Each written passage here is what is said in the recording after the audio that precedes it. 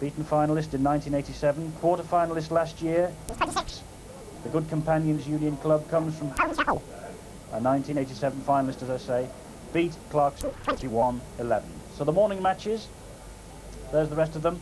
R.Armson and Eaton to get us underway, and that's the programme we've got for you between now and lunchtime.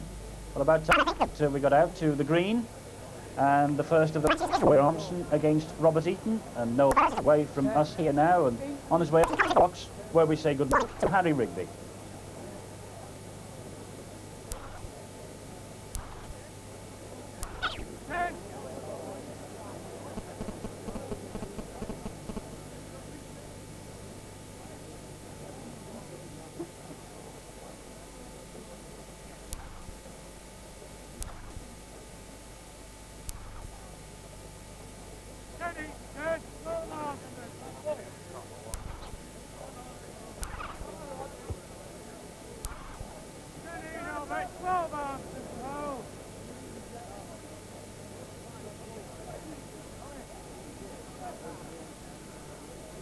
This is the second bowl of this last 16 match. It's the 8th round, and there's R.Eaton, who burst on the scene at the Waterloo just a few years back. A boyish looking lad, farmer from Cheshire, played a fair ball. There's his opponent, one of the most famous figures in the bowling world, R.Armson. Been around a long time and can really play some balls, this fella. Counts the first end, 1-2 R.Armson.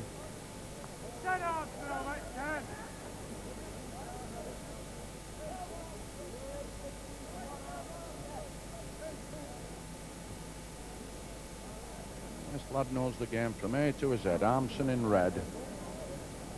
Covered all aspects of the game. Played with the pros on the panel for a good few years. And won almost all the major events in Crown Green bowling. Except the Waterloo. It's a thing he would dearly love to do, but got top weight here with young R.Eaton, who's got a very, very good record here at the Waterloo.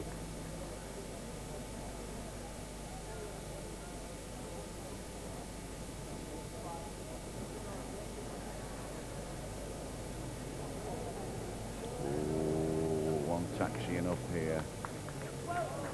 Won it.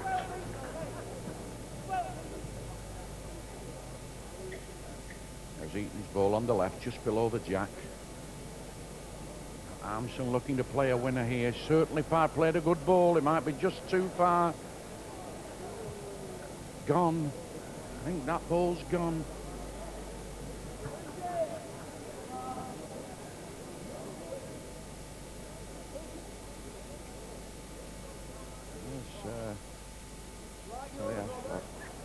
Tipping the lad in green. He thinks that R.Eaton is on. Fairly close played end this. Long way. He's coming for another. Touches his own, he'll take it out. Touches the jack, he'll make... Oh! Well, that was a chancy ball. He knows, Robert. A little wry smile there from Eaton, because there's a little way with that ball. He touches the ball on the right. That was his counting wood, he would have taken it out. Johnny Mitchell there, just behind the referee, and the light hair, former one against the two. President, That one Greater Manchester. Those two, yeah.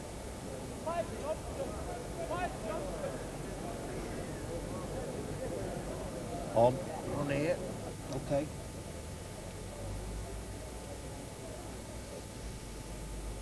On. First ball, mate. Eaton! 1! 13 to 1 Eaton,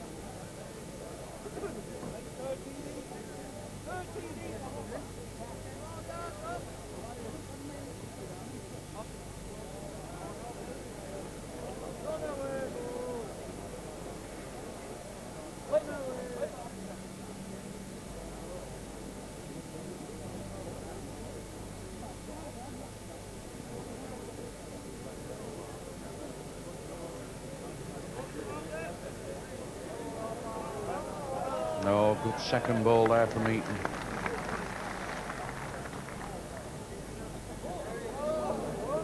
R.Armson in red. He's getting himself nice and comfortable here.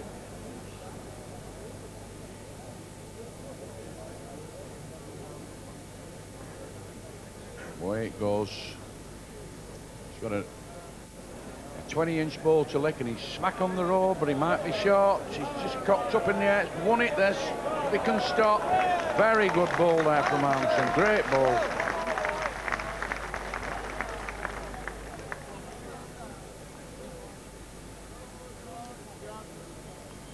I think we'll see R.Armson making for one of these corners again.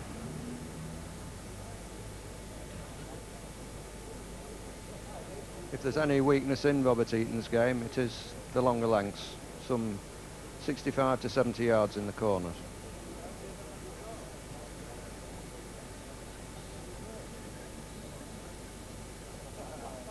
And true to form, boy, he's made a liar out of me.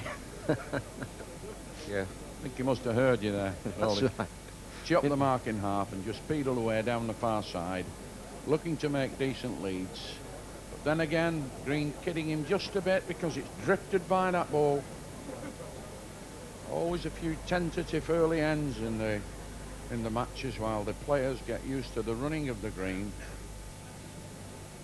Eaton's certainly far enough. Got a bit of call on here. Just win it.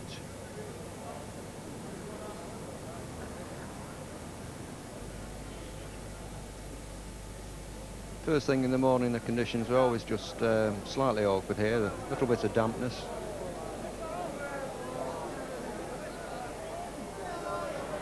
Just gone through and out.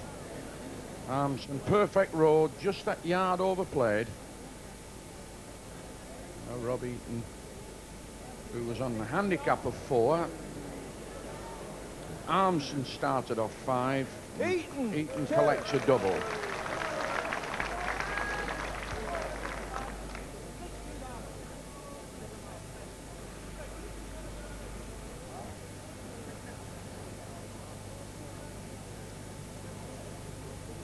Well, R.Armson's been around a long time, Noel, and been a great player. Still is for me. Can still play a lot of good balls. He won the BBC Top Crown in 1969 here. Absolutely flew on. 21-5 in the semi-final and 21-5 in the final. Then went on from there to have a glorious winning career at bowls. This is the one title that has eluded him. He's been to the last 8 stage twice before.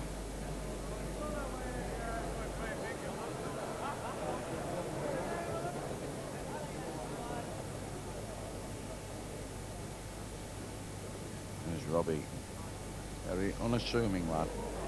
Just gets on with the business.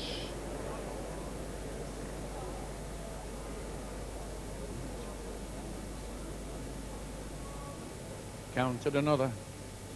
R.Armson now got to get these licked. Certainly far enough. Doing the trip there, so unless he pegs onto the short ball, he'll go out. And left to brace.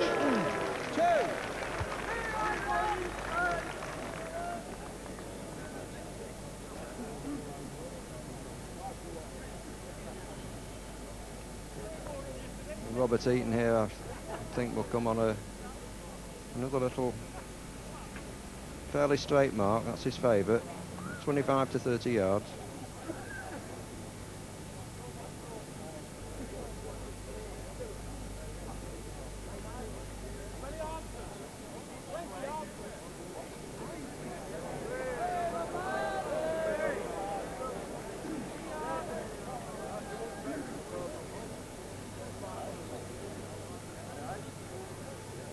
They look to be struggling to find a length now, don't they, early doors? They've not played bad balls, but they're just, you know, R.Armson now improving immediately, playing a good wood.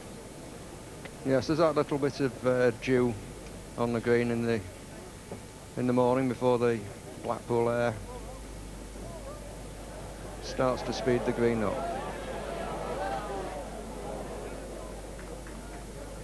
Looks like it's just drifted through. Good chance for R.Armson to make a double.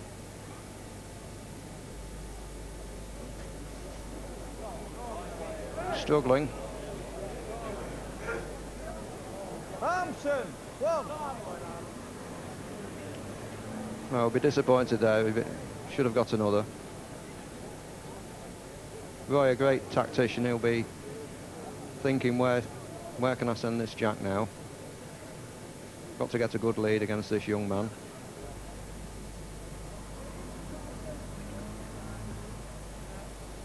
There's R.Eaton at the back, a young man from Holmes Chapel in Cheshire. They have a farm, Marsh Lane Farm. And would you believe it, his dad, Rick Eaton, and mother Nora both play bowls and are pretty good as well. Tells me that the cows are quite contented with it. They don't mind having 3 good bowlers milking them every other day.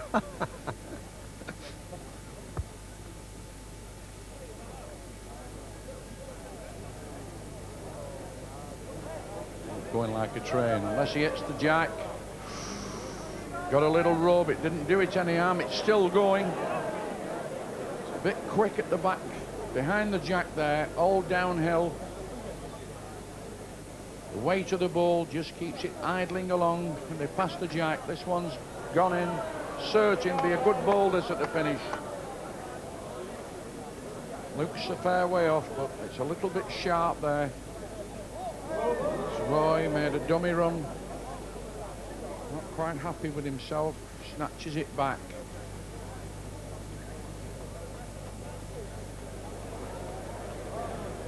Chance. Gets and runs another foot. It will win this. Might have just give up. Might have just given up. Got there, Roy. Eaton now trying to play a good played one here. Played a real ball here. Oh, excellent. Eaton, 1.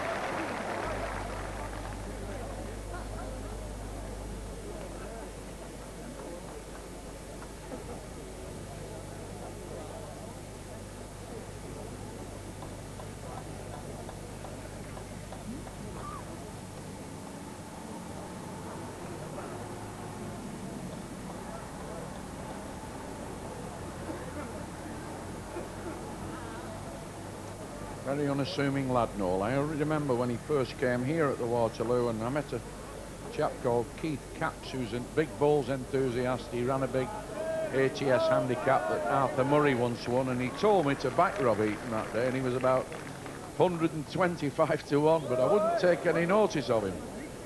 And ever since then, this young man has come through to establish himself as one of the top players on this green. He doesn't enter a lot of tournaments, but he does very well on here.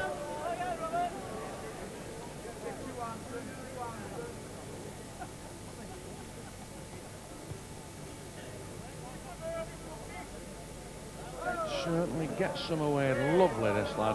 Broads the balls, he comes taxiing up. Oh, cracking balls there. And he's probably almost unflappable, this lad. Quiet.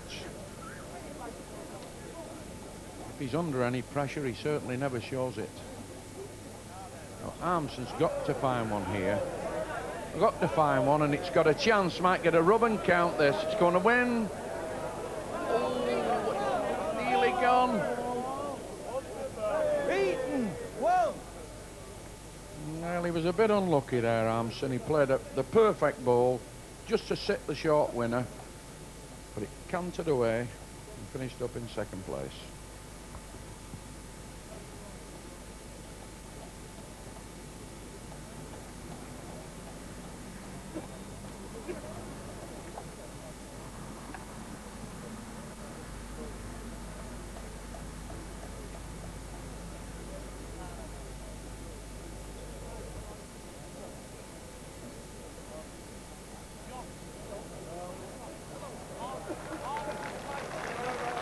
Ooh, another very handy ball there from this young Cheshire man.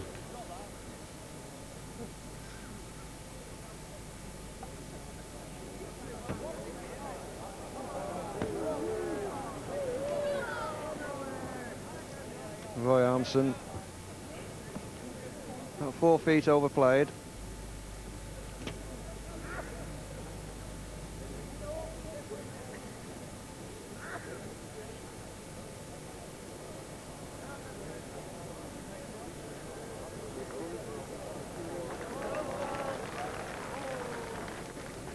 Certainly struck a bit of form now, this lad Eaton, and R.Armson here. He's got to find 1 or 2 balls. Chance says, chance, it's got a peg. He might drift into the bottom. He's going to leave a double. Won't peg, gone out.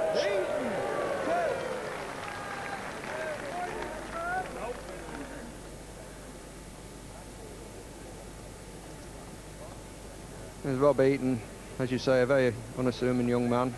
I think that his main theory is to come here and enjoy himself. Yeah, I got that impression when I talked to him. I had a good chat with him over the weekend, and it's amazing, you know, because apart from being a good player and all, he's one of these men that you really like in the game, because he's also the secretary of the Good Companions Bowling Club as well. So he doesn't mind doing a bit of work outside the game, and that, for me, rates him very highly. Quite agree, Harry.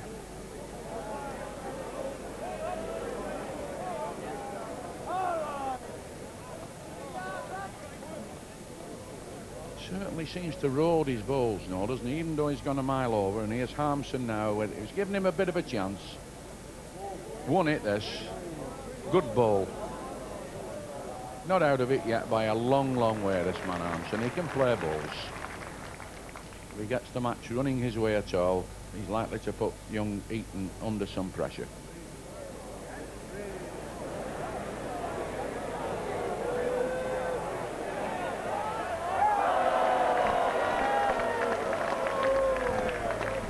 Well, I think the fortune favours the brave there. It was a rambling ball, that. R.Armson will a little bit... I think he might be a bit unlucky there because he didn't get the rub here. Now watch this ball, he'd very likely go through the gap. So that's the way matches go at this game. R.Eaton, bang in front, also gets a little bit of assistance with a fortunate rub on the jack, which gives him a double.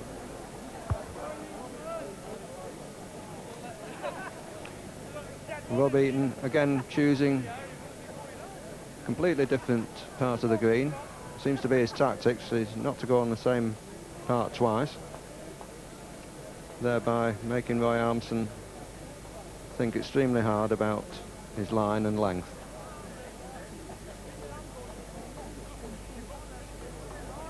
Struck a length right away, this lad, and played another very, very good ball. Not making a lot of mistakes and having a little bit of luck on top of that. A very difficult combination. R.Armson just done another false run there, snatched his ball back. And tried to play a bit.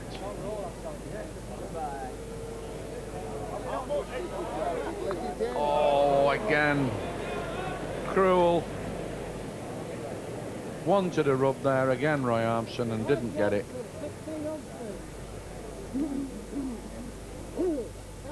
And he's in a good position there to possibly play with some weight. Played another. Might only be one. Yes. Giving Roy a chance of playing with a little bit of weight to take out R.Eaton's ball, or possibly take the jack through for 2 shots. He must have a go at this, I think, Harry, at this stage now.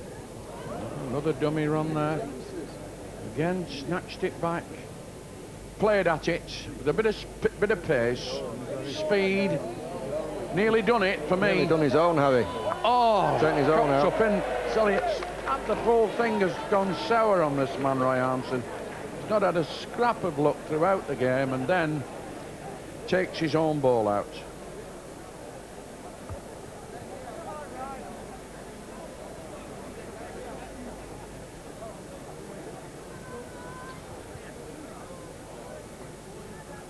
R.Armson fans shouldn't give up hope yet. A couple of years ago in a major competition, he was 19-9 down and came back to win 21-19 against no less a player than Robert Hitchin from Yorkshire.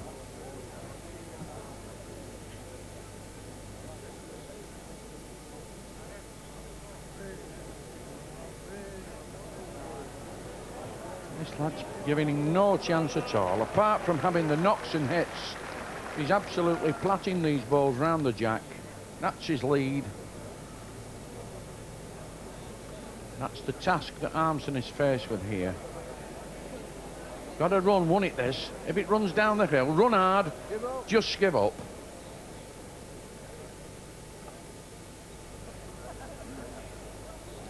Well, Noel, at the rate this lad's going, he's piling the twos on here. He could go home and milk the cows and come back for the next round. He's going to have that much time left over. This young farmer certainly got on with it. Playing as though it's the biggest harvest of the year. Johnny played another one. He changed his peg there and found it straight away. He's not seen his mum and dad around anywhere yet, but they will find them. Done it. Oh, brought the house down. Certainly deserved that. What a wonderful ball, that. In all kinds of trouble. Now we'll watch again. R.Armson digs a real ball out here. Two against him, flick on, off, and onto the jack. A wonderful ball. Certainly one of the best in the comp so far, but he needs a few of them.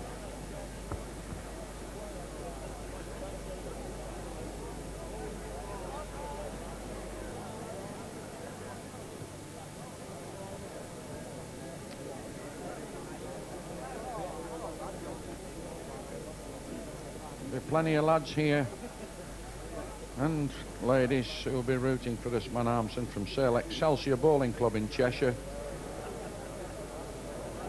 And they've seen him get a rough ride already from R.Eaton, but this man can play balls, knows all the answers.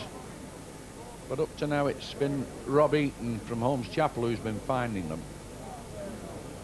Played another ball here. There's not a lot wrong with this. Might just go out. Beautiful road.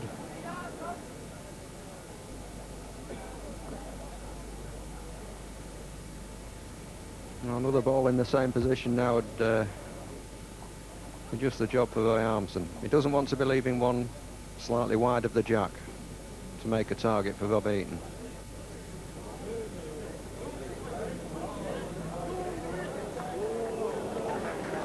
There we are. R.Armson played well. Two real balls there. He's just showing young R.Eaton that it's not only him can play them a bit near. What about this? Might be a bit of trouble here. Runs the jack clean, he'll get two. He's done him. Oh, what a great ball. Well, that's it. He left the target, Harry. It was there for R.Eaton to rest on. Played it to perfection.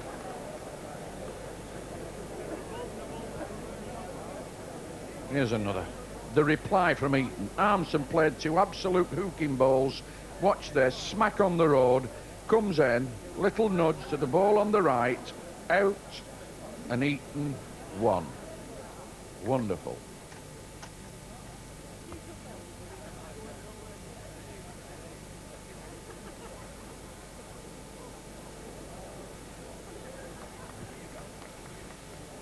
Just a little bit overplayed on a length. That's a bit of a rambler from Eaton by his current standards, because he certainly played some good balls. Don't forget, R.Armson's not thrown them about in this game.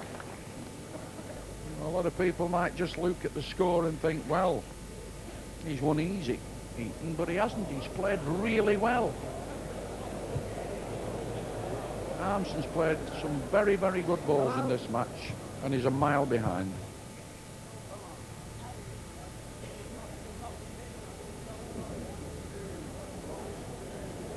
Again, plays another good ball here, R.Armson. If it could just stop, it might get him another, but with his luck, it'll very likely just go out. Everybody thinks he's got a brace.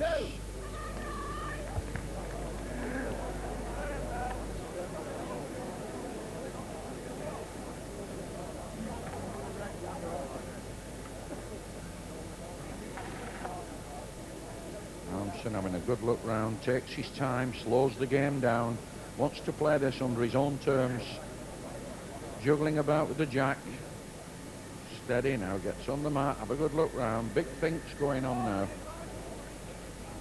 got to get the heavy recovery tackle out now, Roy. He knows he can't make any more mistakes, otherwise it's a big sit down for the rest of the tournament.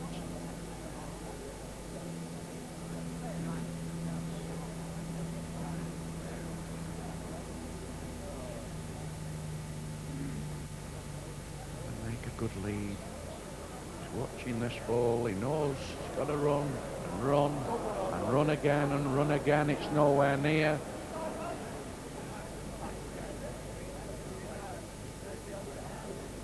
Chances are that Eaton will lick this. He loves these sorts.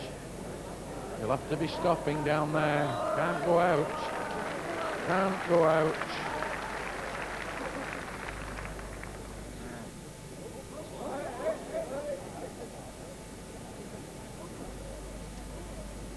R.Armson now with that one to legs, about 10 inches behind the jack.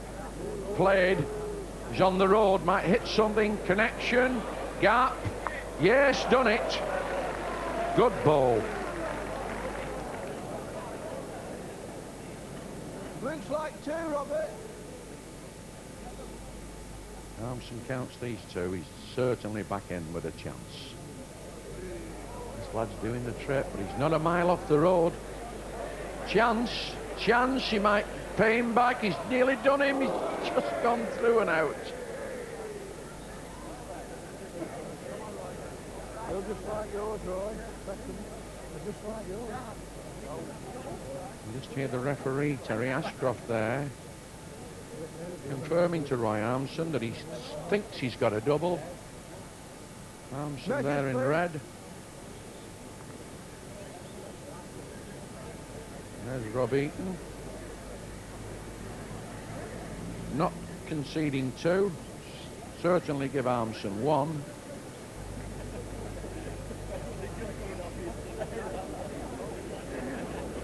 There's the 2 measuring men. Yeah. Onto the ball. Down. Onto the ball. Up to the jack. R.Armson now a very, very timely double.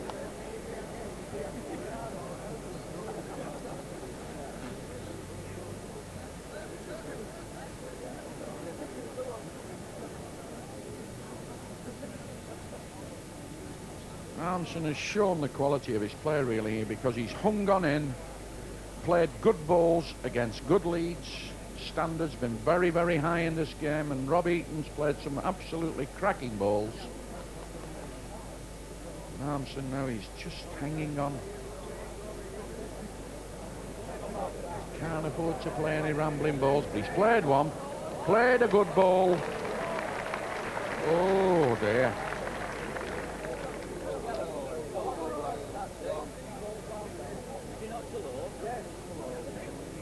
Really tipping this on the bottom side. They don't think it can win. They think it's a bit low down. Roundabout. But it's second. Again, for the dummy. R.Armson not seemed comfortable on the mat. Certainly trying to play another here, and he's smack on the road. 2 good uns. Now we're back in business. Chances are he will definitely count these 2 unless R.Eaton can pull one out. He says he's on the bottom side. Going out this, he'll leave a double, no doubt. R.Armson 2.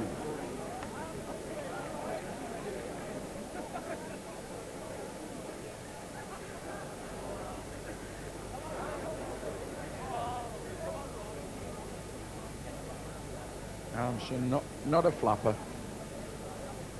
Loves the game so much, he enjoys it. Takes his time, he knows that in terms of experience, he's had a million light years more than young R.Eaton, although Eaton has done wonderful the last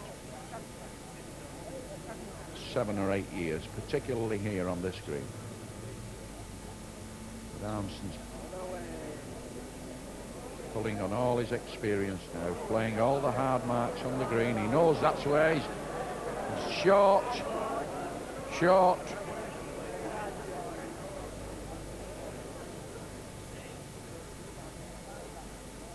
Robbie.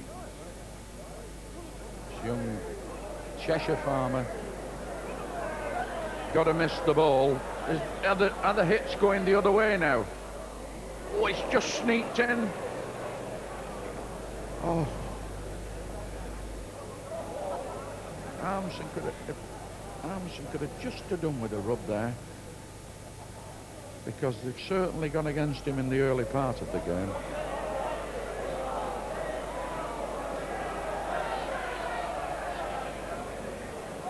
Condemned this is short. I don't think it's short. I think it's a fair ball, mate.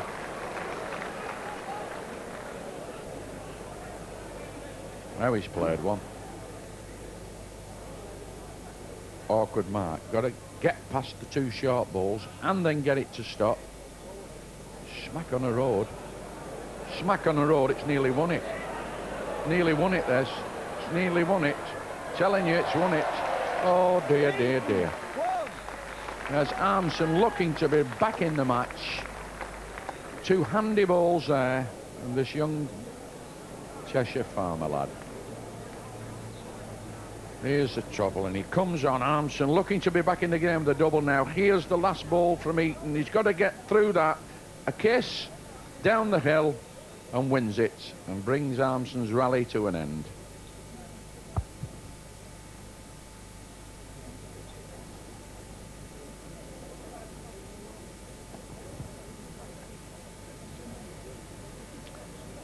Well, that was, I think, if Eaton comes out and wins this match, the moment he's strong favourite to do it, and has been practically all the way, that previous end would be the crunch ball for me.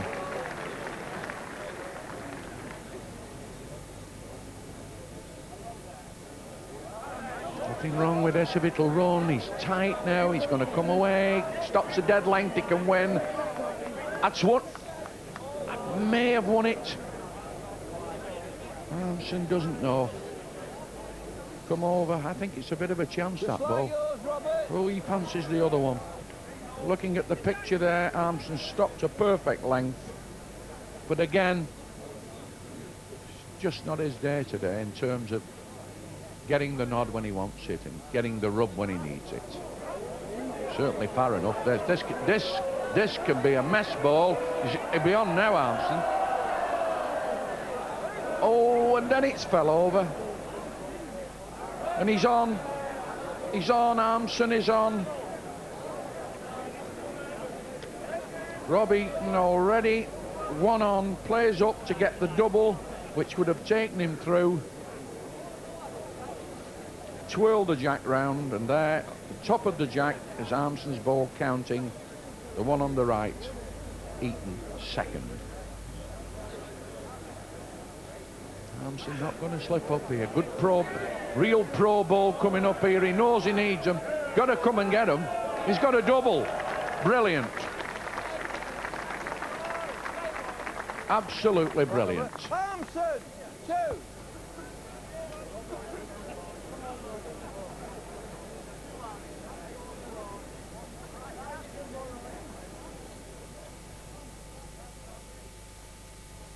Another great second ball there from R.Armson.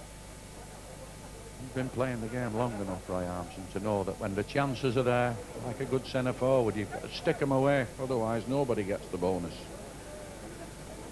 A really good ball, that.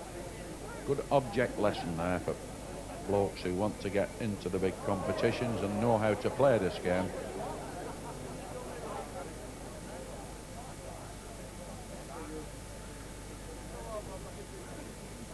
Still racing, this man.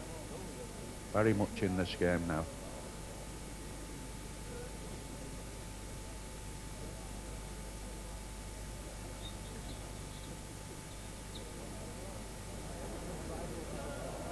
Played one, but it might be a little bit to back. Just on the top side. It's a live and let live ball, that.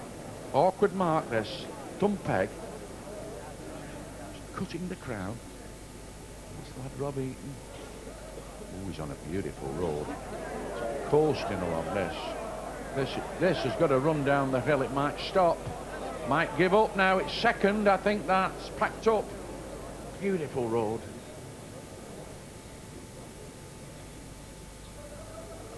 R.Armson certainly look for another. He knows this match hasn't been running his way, but he's kept in this match. Gives the other a flick now, needs it. Oh. Only one.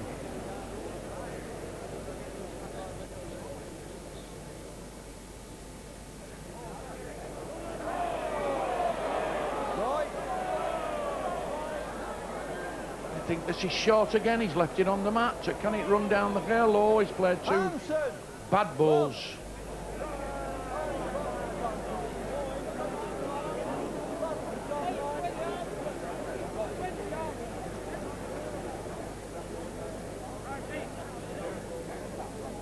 Again, another land study, quick survey, but he's made his mind up now, R.Armson. He's another dummy run, snatch back again. He'll send it when he's ready. Takes his time.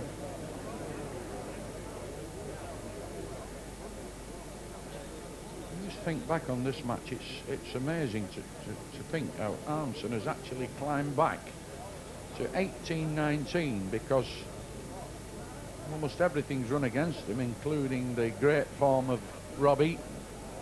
But not upsetting. Just kept at it now.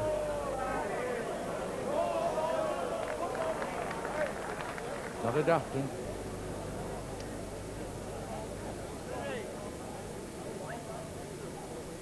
Got to find a good ball to lick it. Got a chance. Chance this. Chance. Chance. Might just go out. Just go out unless it is. Yes, it's gone by. Now the rubs have twirled round a bit. Needed to sit that full. A bare yard over. Lovely road.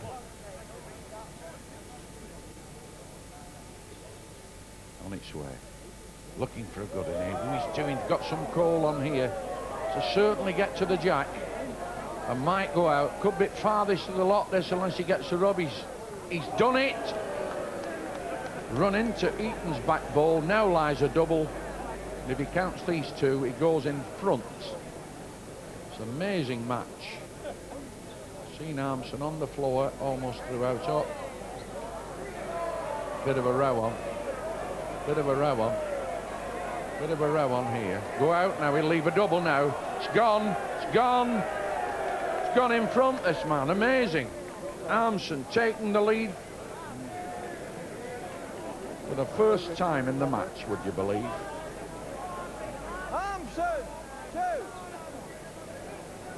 Since the first end, R.Armson took the lead 6-4 with a single, trailed all the way throughout, and now he's gone in front 2019 and is leading for the match.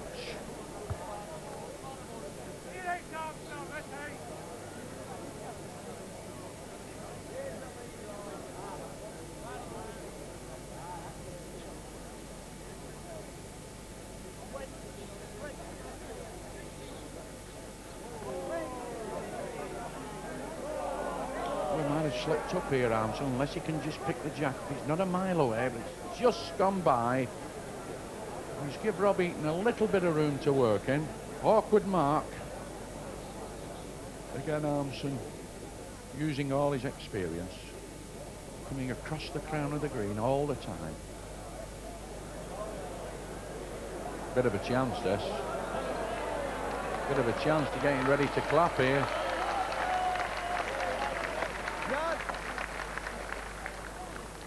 Well, that's won it. R.Armson has got to lick that ball just below the jack on the screen. Another dummy run. There's the real thing. Away it goes. Looks a bit on the top side. Mark start pegging away. It's won it, this. Picks the jack up. It's a real, played an absolute real ball. Has it gone out? Oh, unlucky again. Through the gap. R.Armson knows if he gets a tickle on the jack there, he'll almost certainly be home and dried. This will be some ball to watch here from Eaton. If he counts this, he's won an amazing match here.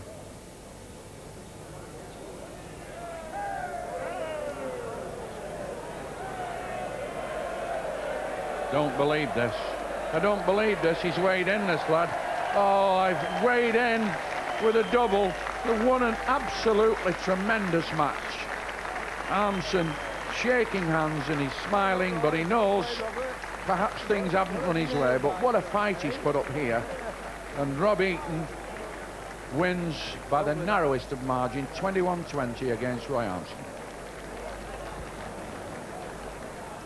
Fabulous stuff again on our opening match of this morning's session. R.Eaton, the young man, 21. R.Armson, the older man, 20. A little bit like the tortoise and the hare, wasn't it, all the way through? And who said that this game is an old man's sport? Well, not the fella sitting alongside me, that's for sure, Noel Burrows. Fabulous match, Noel. Well, you can't ask for better than that. Your old purse partner, Roy, he looked dead in the water, didn't he? But what a fight back.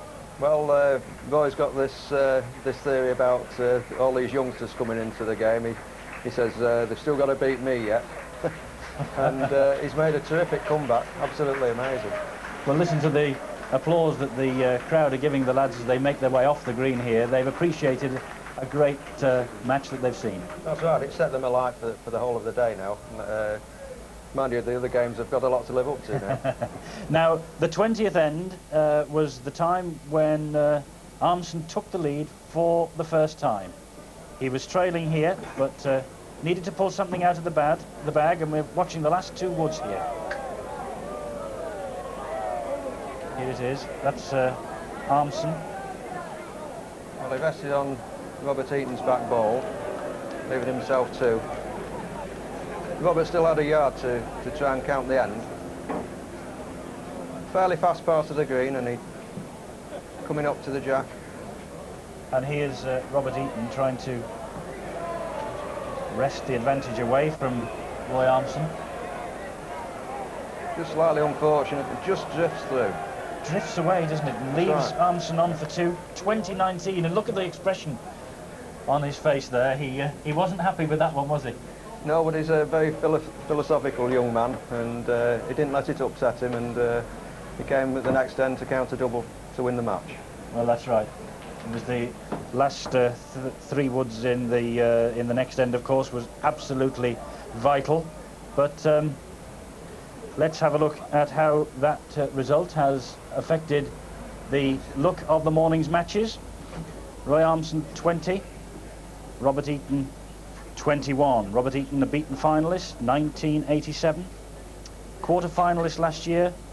He must be hoping for third time lucky. A 26-year-old farmer. It looked at one stage, as Harry Rigby was saying in the commentary, that he would be home to do early milking of the cows, but R.Armson really fought back. 60 years old, the oldest man in the field, came back to almost snatch a dramatic victory and make it to the quarter-final. R.Armson, of course, is Noel Burrows' pairs partner. Well, joining me here, the two combatants. Great stuff, fellas. Thank you very much for a wonderful start to the day. And Robert, congratulations. Thank you very much. Thank you. Now, what about the game? You looked as though you were on the way. That's right. It was very... I got away too well. I think both of us struggled early on in the game. And then I just got a good run. I put together some good bowls. Roy had a bit of hard luck. He knocked his own wood out when he played through, and things seemed to be going my way. And I thought, well, that's great. And there was an end in this nearest corner when Roy laid two very good woods on, and he came with the last one, sat him out, and I thought, yeah, it's going to be my game. This is. I was playing well. And then he came with a rush, didn't he? Well, I knew all along. I mean, Roy's such an experienced bowler. I knew he'd never give in. Right. Let's have a look at the final three woods of the match now. This was the vital end for both of you. And Roy, what thoughts were going through your mind at this stage? Well, really, I had the jack too far into the green. I really wanted the jack nearer to the edge, but wasn't just sure from where I was how far I was past, but Terry said I was about a yard and six past. And certainly with the second bowl, I had two chances. A chance to play the bowl out, take the jack through, and when it was 3/4 of the way there, I thought I'd have done it. You had just taken the lead for the first time in the match, hadn't you, at that point? Yes, I think you only get conscious of the score towards the end of the game. You get very much embroiled in it, and you just got to stick in, and really that's what I've been doing for a long time. Here's your second wood coming across. Yeah, this is the one now. It's shaved it, hasn't it, really? You know. That's right. touched the jack, it would have been almost impossible for Robert then. From where I was, I thought he'd done a perfect bowl then. I thought he'd just pick up the jack and run it to his back wood. Looked all the way, and it just stayed straight at death and just clipped the jack, went through. Well, you had to take a deep breath. A very deep breath, yes. A very deep breath, because the two previous ends, I just lost my length completely. The second to last end, I was convinced they were good bowls, both of them. And to see them both go through at least 2 yards, I mean, it was a complete surprise to me, and I thought, well, and as daft as it seems, the last wood, as it left my hand, I didn't think it was a good one at all. I thought I left it short. Well, and that's why I didn't run it in. I mean, I'd have chased after it if I thought it was going to be a toucher, but I didn't. And I mean, it was obviously a delight that it finished where it did. The people here have enjoyed it. Thank you very much for joining us, and you've given us a great start to the day's proceedings. Thanks very much indeed, gentlemen. Thank you. All the best. And all the best to you, Robert, for the next. Hotel in Blackpool, hometown Kirkham, beating Ken Strutt 21-19 in the last round. And his opponent, Tommy Johnson, 29-year-old from the Touchers Club in Warrington, 1985 winner, beating Barry Kitson 21-17 in the last round. And so let's go to the green. There are the two players, and this time Mike Leach is with Harry Rigby in the commentary box. Well, this is the start of the game between Ken Humphries and Tommy Johnson. Of course, you see in Johnson in blue leading out, sets the mark. And this last 16 match, that's last 16 out of 2,048 runners. Johnson on 3, by virtue of the fact that he won the Waterloo in 1985. And Ken Humphries of Blackpool, his opponent, who you see there, on 5. Ken's from Blackpool.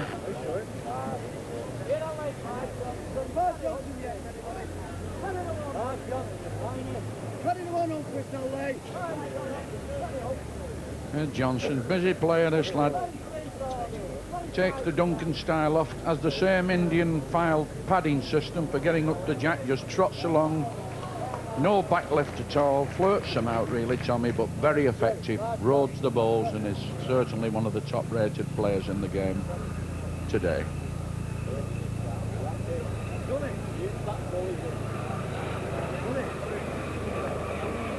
Oh, another unlucky rough, starting off with a gone against Humphries. Played a superb ball there, Humphries, and got nothing for it.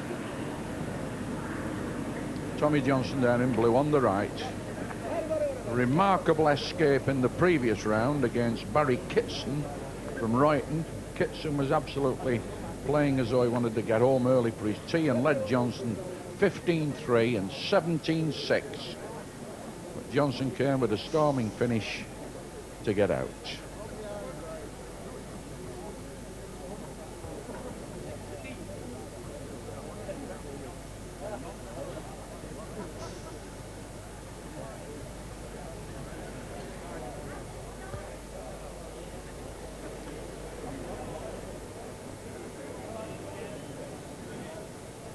Have you played this fella Humphries, Mike? I know you're a little bit deep in the territory now at Preston, aren't you? But I know you know the Blackpool scene very well. I think I must have done, but I can't actually remember when. But you must have lost with him then.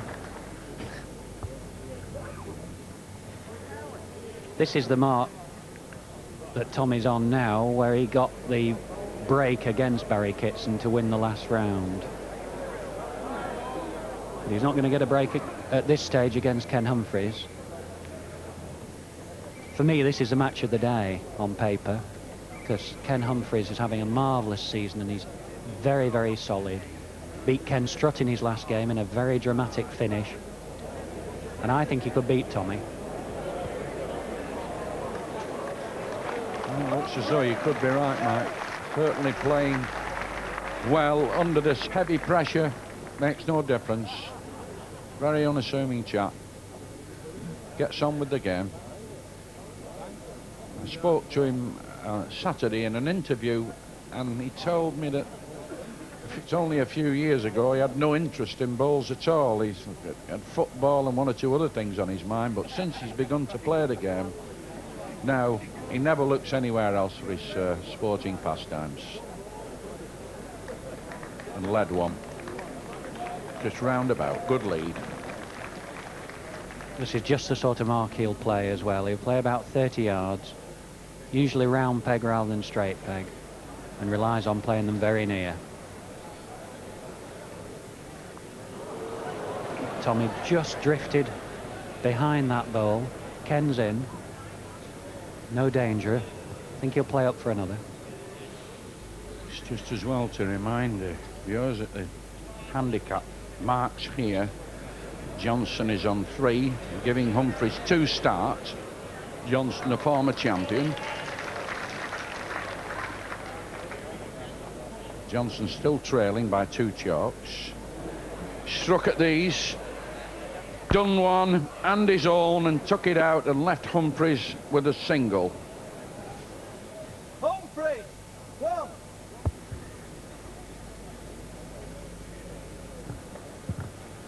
This is the one that he wants. He wants the middle, check the lot out, and he's tippled his own ball away as well. Could have really done with the jack, but he'd be happy with half a loaf there, Tommy.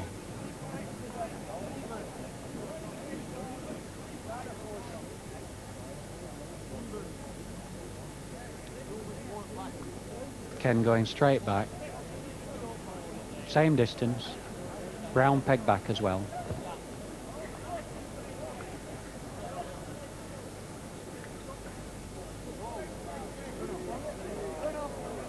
Got to run.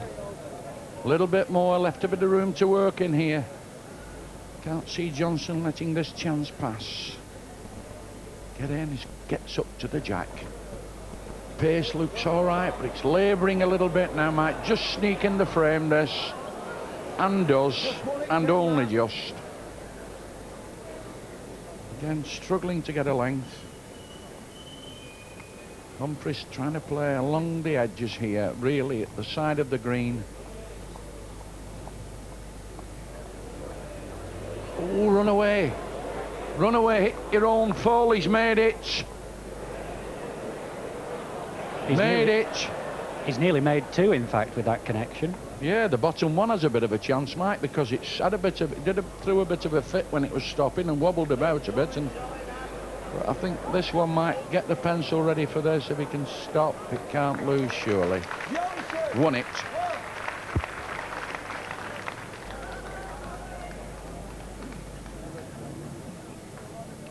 I don't think Tommy will hesitate. He'll come right for the other corner, finger peg.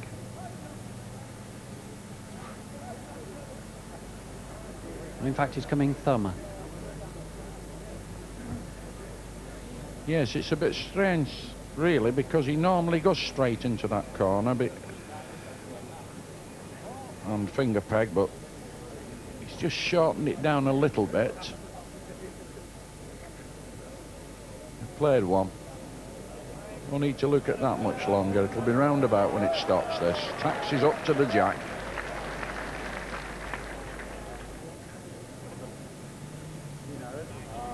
Humphries. Back on the road, this ball, if it'll run. It looks as though it's dragging its feet a little bit for me. Can't get to the jack. He's a big yard short. Johnson again, very quick player. In blue, trotting along, padding the Duncan style. Cross the screen. And another one. Roundabout. Gets a double. It's a yard by. Ken Humphries inquiring and getting the answer.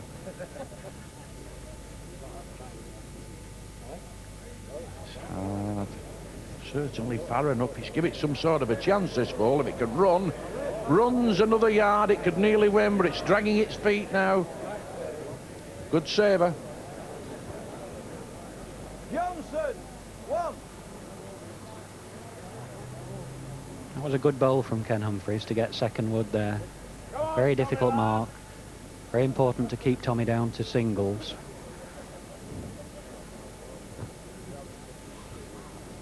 Well, once he gets his length, Mike, this lad Johnson, he's a bit warm, you know. He tends to string a few decent bells together and get you in loads and loads of trouble. But Humphries not showing any sign of pressure at all, keeping his game. well under control. He just gets better and better, Tommy, with the jack.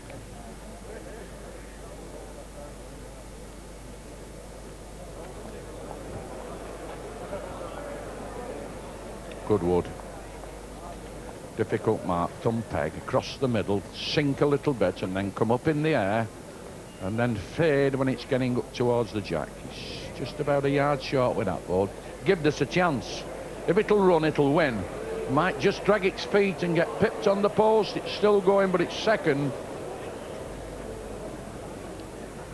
Oh, Mike, if he'd have had another half a yard in that ball, it would have carried it, wouldn't it, down there? Yes, Tommy's just come this time 2 yards further than he did when he last went up here. I think if he's going to beat Ken, it will be on virtually full corners. But look at this bowl. Better than his other. Yeah, 2 fair balls then. Hard piece of land. That'll be far enough. Run away. Run away, keep going. Got some sort of a chance as if it keeps running. If it's dying. May just have struggled the length to save one. But Terry Ashcroft, the referee, has already signalled that he feels Johnson's got the maximum here. I think he's got a double. From that shot, it looks as though Johnson's ball just below the jack. And the middle one of the bottom 3 of the counting woods. This does remind him of his old football days. Humphries taps it out and concedes a double.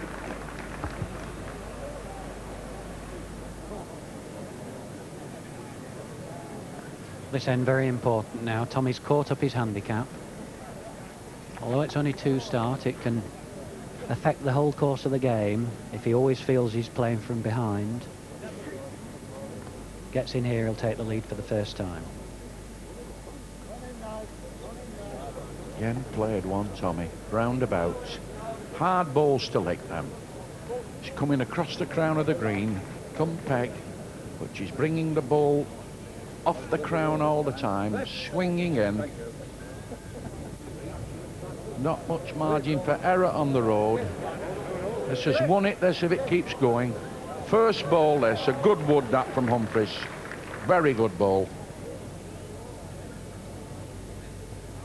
Johnson now got that to lick.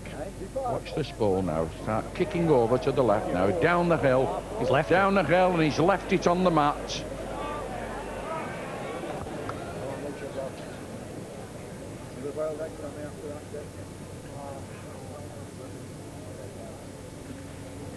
Surprising wood, that, from Tommy. Ken, chance of 2, no danger anyway. Can afford to reach.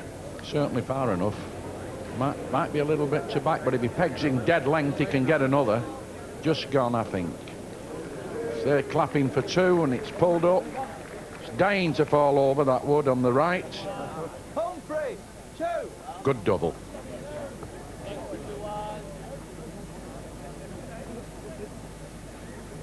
Very important, that, for Ken.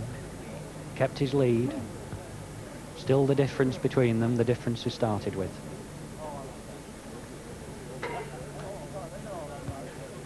Now Humphries, a little bit of fresh territory, but he's going down here, I think, so he can go back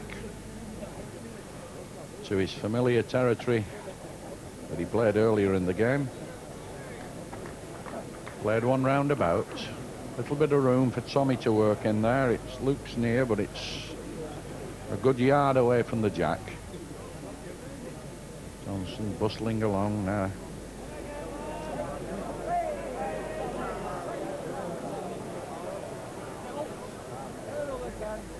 Short.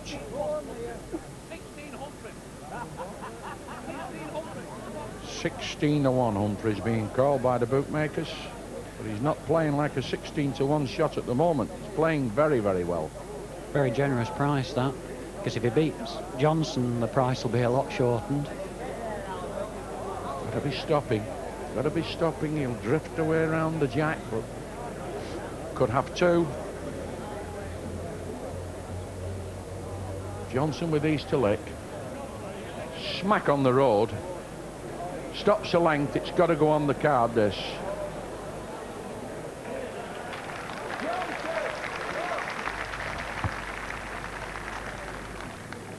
Very solid is Tommy at beating balls a yard off.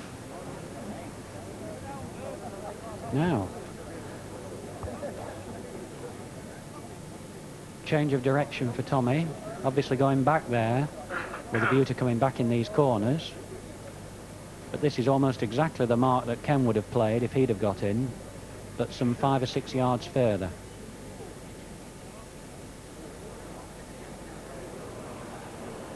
Another lead about a couple of foot short. Yes, it could have done with another roll or two in it, that Michael. I think, Harry, that there was a bit of rain in the night, and I think just that heat of the green has gone off it. It's just fractionally heavier than it has been the last few days. Only a short. Could well be right there, because it just doesn't seem to have quite the pace it had yesterday. It's just lost that little bit. Johnson now, send it out. This should be a good ball. Misses his own, won't be a long way off the jack. Good one.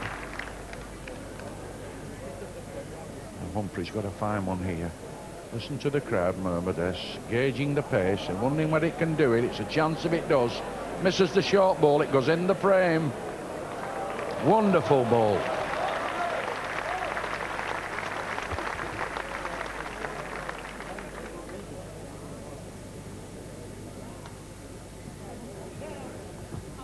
Oh, Michael, every time Johnson looks like getting a bit of a break together, this lad Humphries pulls out the old Blackpool humbug, and he's played another one there. That wanted a bit of finding, that ball, because Tommy's winner was a really good ball on a difficult piece of land. Right, they're both showing themselves to be very, very good correctors of the first ball. And it is building up into being one of the best games that we've seen. Humphries' lead comes away about 30-35 yards. Played one a bit too far, swinging back behind the jack. Again, Johnson got the room to play one here. Beats it. Played a good ball.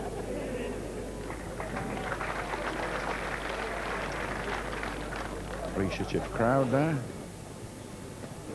Getting the hands warm. Some good balls played this morning. Let's give the chance to the crowd to warm the hands up a bit. Again, Humphries just overreaching. Two balls exactly alike, but unfortunately a little bit too far away from that white jack. Paid the penalty.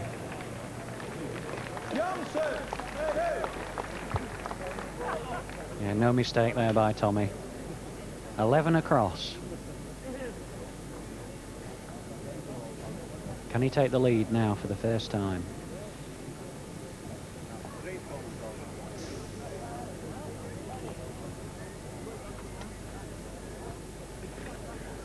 Tommy Johnson. Warrington used to play in Manchester, the Midland, and all the major handicaps in the northwest. Now moved to Warrington. He still sends them along a bit near the jack. There's one. Won the Waterloo in 1985, and on the way to the final beat, would you believe, the great B.Duncan himself. Also won the Spring Waterloo, of course. A tremendous record on this green. Yes, he's one of the few men who've done the double, actually, in the terms of the Waterloo achievements, Mike.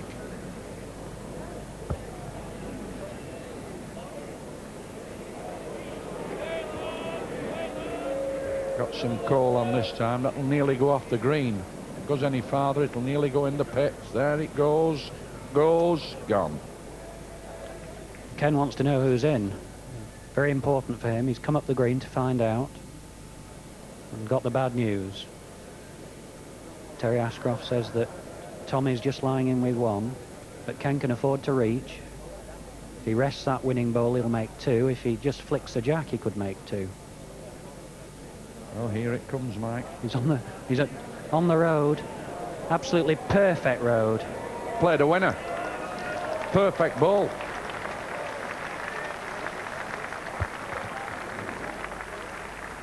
Good ball that, Tommy. Good ball there.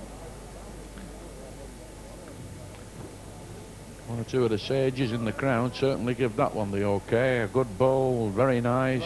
Somebody's talking out of the pockets. I think they must have had a few bob on K.Humphries. Well, he was certainly a good price. And he's coming down along the edge. You know, I've not seen many people playing along the edges in this tournament. Most people have been keeping generally to the middle of the green or playing corners. Nice mark, this, because it's a bit of swing to the ball. Bit of a lead as well. Played one. A reel in this. Oh dear. Bad news for Tommy, that. I think we may see a bit of a bang job here unless Tommy can produce a super ball, and he's not a mile away. Not a mile away with this ball. It might be just short, that's all. A couple of inches. It's a bad one now. Dropped right in the front of the winner. Johnson on his way back. Played a good ball, but that far off, if there's one nearer, they don't count anything. No, he stopped himself from striking as well, of course. Yes, the ball's right in the way. Nearly got another. Nearly got another, but not quite. There's only one. Now, Tommy with no choice now. I can't see any way he can play through at these. He'll just have to try and play a perfect ball on the round peg, unless he's going to try and drive his own wood onto Ken's. No. Made up his mind just to play a round peg. Tried to play a ball in a million here, Mike. And he's close to doing it. Yeah. Nearly won it, this. Nearly won it. Bring the house down. No. Brilliant balls there from Johnson, but Humphries played one better to count a single. And again, those two chalks start are the difference between the players. Been an intriguing match, this, Mike. They've never been far apart. Just can't close the gap. Tommy Johnson, he's played a lot of good balls, but so has Humphries. Ken, who won the Fleetwood Open Sweep this year. Surprised a few people, I think, there, Mike. Dusted a few of the recognised winners out. Well, he'd certainly deserved to win it because he lost in the final previously. So he had a good record in the tournament. I think he's caught Tommy here for pace up the hill before at the running peaks. Just rested behind it. This is a difficult mark because it's a push up the hill and then you get to the part of the green that's trickling. Ken will take his time over this. He could knock Tommy in. Well, it's running now. Come what may. Beginning to peg. He's all right with this. Played a good ball here. Reeland, if it stops. That's a brilliant ball because he had to play it narrow to miss Tommy's wood. Shown Tommy the way in, though. Can he miss the short balls? Can he miss the short balls?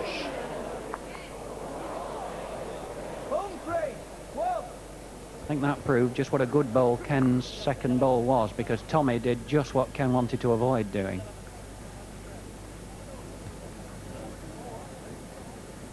Humphries now opened a 3 chalk gap in this game. He's worked hard for these chalks, chiseling away all the time. He's only had 1, 2, 3, 4, 5, 6, 7 singles and 1 double. But he's now got a 3-point lead and has played another very good ball. If it'll run another foot for him down the hill. Just staggered to a halt. Johnson with this to lick. He plays 2 balls like he played last time. He'll certainly count the hand, and here's the winner coming in. Misses the short ball, misses it, can't do it. It's hit wrong again.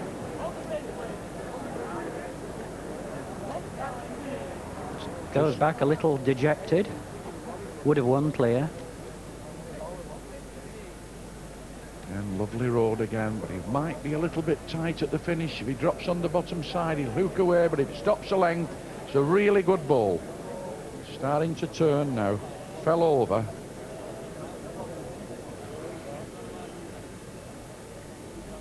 Johnson's second and last ball of this end. Certainly par enough this time. Got to go in the frame, this. Don't think they'll get it out.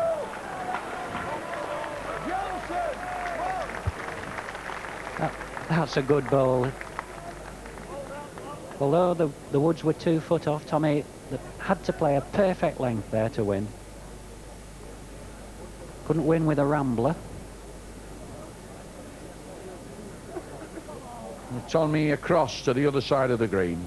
Wants to get away from that particular part of the scenery where Humphries has just enjoyed a break there.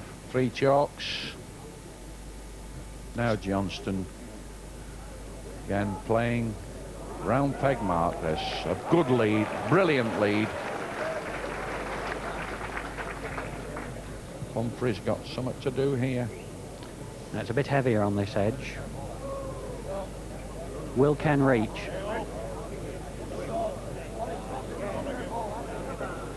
Just died. Just that 2 foot short of the jack. Johnson now, he's inquiring, having a bit of a survey job.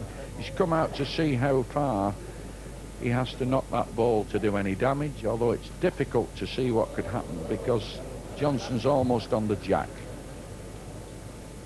I don't think there's any way he can knock Ken's wood in. That's what he wanted to know. And he's certainly reached. He's played round it. It's going to finish a very good ball, this, in perfect position. Absolutely perfect. Now it'll be Ken's turn to come and have a look.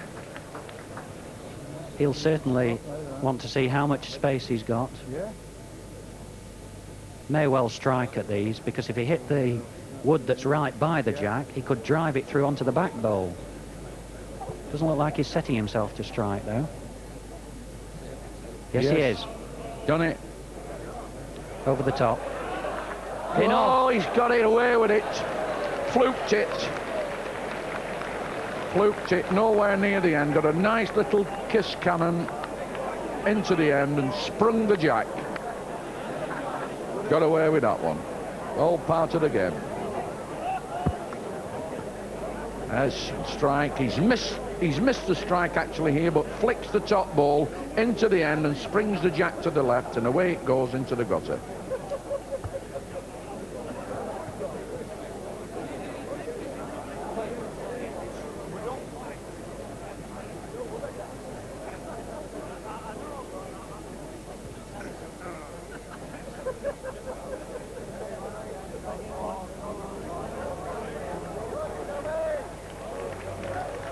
Good lead. Good lead. Entertaining the along the Bookies Boulevard here. They're all lined up. This is strange tactics, though, Harry, isn't it, of Tommy? He could have gone right back on the mark that he favours, but he's decided to play Ken Humphries down a different edge. I mean, he's more or less playing Humphries at his own game in a way, isn't he, Mike? Because Humphries played the short marks to great effect. But, of course, Tommy can bob a few on the short, and there's another one that's just crept in. Humphries again now with a good ball to beat and 1 yard short, both belonging to Johnston. Must play to save 1 and hope that he can win it. Can't afford to leave 2. He's nearly won it with this. What a brilliant ball that is. It's gone in. There's some uncertainty. Some of the crowd are pointing to Johnston. Well, from the camera shot here, with the ball just to the right of the jack, belonging to Ken Humphries, who's just arriving on the scene. They're having a look, and he's conceded the end. Certainly looked to have some sort of a chance, that ball of Humphries, but no, the angle was wrong. Tommy now back up the edge, round peg, to the place where he was so unlucky not to count 2 at the last time.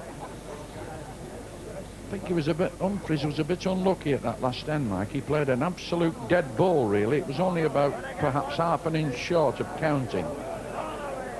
Johnston again played one, but he's left some room Just caught himself this time, Harry, with this bit of land.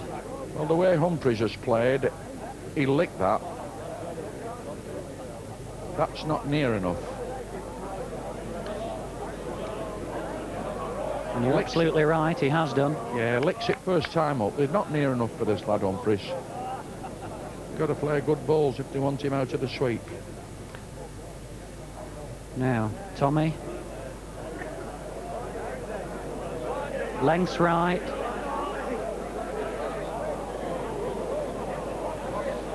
Might have give up that. Might have give up, but it could well have won it. There's Johnson's ball in the middle of those three to the left of the jack. Ken turned his peg, played down the edge straight peg. This is a difficult mark. He'll drop off the green now. No ball. That's a very uncharacteristic ball, that, from Ken. He's played so well. That was an absolute no ball. Well, he's obviously in. That's why he's played it. He couldn't risk knocking Tommy in.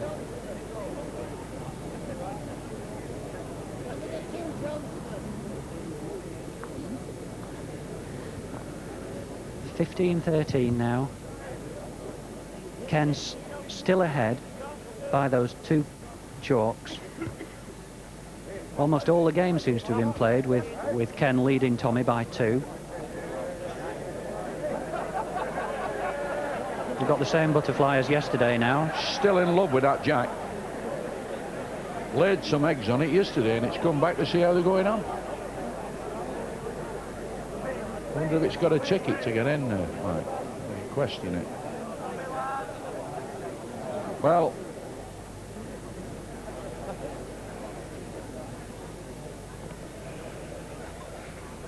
not a lot of moths in Humphries' game. He's playing really well and might get a bit of a lift here. Could go out this going past the jack. Trot a bit down there, it's gone. And this is very clever tactics by Ken. He's just changed the mark. He's decided to come away from the edge, gone to the middle of the green, which of course looks uphill, but it really trickles. One here doing the trip. Certainly go past the jack. Now he lies 2. Both a yard off. This is an absolutely crucial bowl. Tommy goes 4 behind if he doesn't beat them.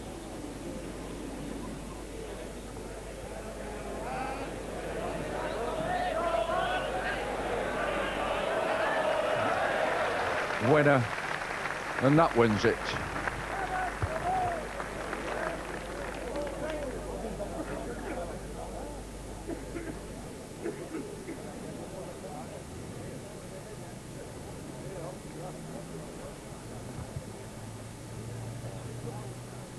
Well, now then we're coming to the last 2 furlongs in this match.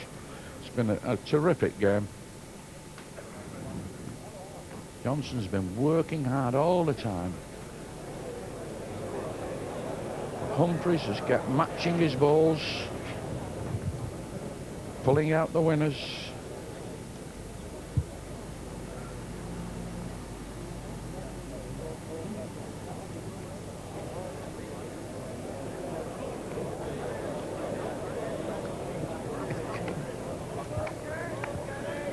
Another good bowl there from Ken.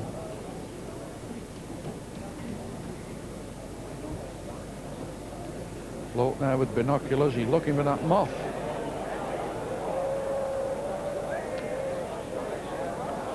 Gone out for me. Oh, it's fell in now, it may have fell in. No. Inquiring faces there. The ball fell over, but Humphries still counting.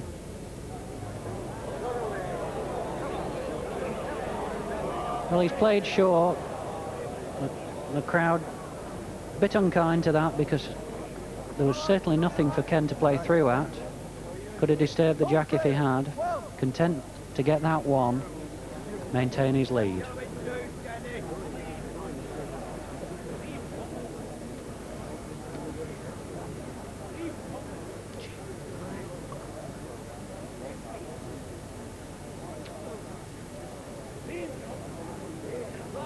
Having a good survey, picking out the right land, going along the side again. There's the jack on its way.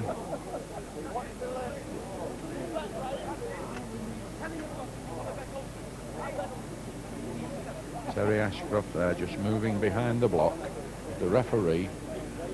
And Humphries just wants to run about another 2 foot. He's played a fair ball, but beatable.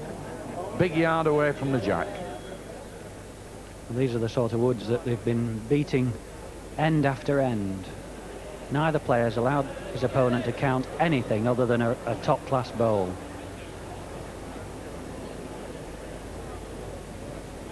Tommy's shaking his head, not happy with that. He's annoyed with himself. He had a lot of room. It may have just gone in, but I don't think it'll count.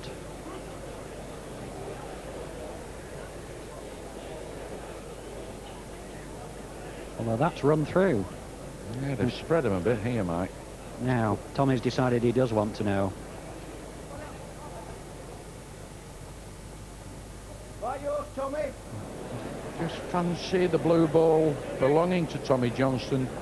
I think he thought at that particular time he may have just died short, but he's got the referee's nod anyway, and so far he's not been wrong very often, Terry Ashcroft. Now, that's affected Tommy's decision, of course, because he's now gone straight peg, so as to avoid any possibility of knocking Ken in. What a good bowl.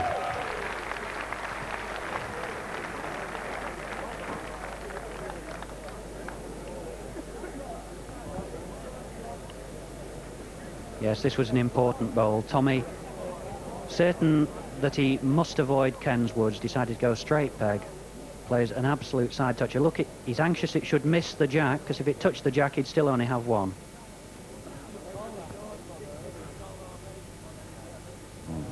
Johnston now leading out, 16 across.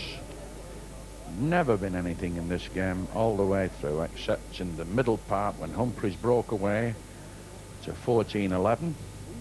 But now it looks like being nip and tuck all the way to the finish. 16 across. Johnston now played one here. Played one. No need to look at that anymore. Taxiing up to the jack. Very good lead. Come a fairly long way, something about 45, maybe 50 yards almost. Humphries now got to find one. Got to find one. They're already tipping this short. Labouring now. Beautiful road. But give up. Good tactics that by Tommy, of course. They've been playing short lengths now for several ends, and he's just changed the length, changed his peg. After this, he sees a prospect here of going into the lead in this game for the first time. Only one. Just a bit too much coal on it. That went screaming through. Got one, and Humphries now has got to decide whether to have a smack at that one that's on or try and play a dead ball and lick it. Yes, he's having a strike. Certainly going to fire at this. On its way. It's in the bottom. Missed it and gone out. Johnson, one. So now for the first time, Johnston in the lead. What a crucial time to take the lead. He knows it too. Looking as happy as he can be now over the prospect of this game, because he's played all the game from behind up till now. Wants the big finish now, Johnston. A terrific struggle here with Humphries. Never been anything in this match really from the start. 2 behind on the handicap. Johnston on 3, and there it comes back again. It's very close to the edge, that jack. Right on the edge. I hope the bowlers haven't got butterflies in the tummy. Certainly 1 or 2 flying around the green. A lot of room. Not a good lead. I think the jack ran a yard further than he wanted. Ken will be happy if he just passes that. He's not playing to get a front toucher. He's playing just to pass that bowl. Force Tommy now to play a reaching bowl. May go off the green.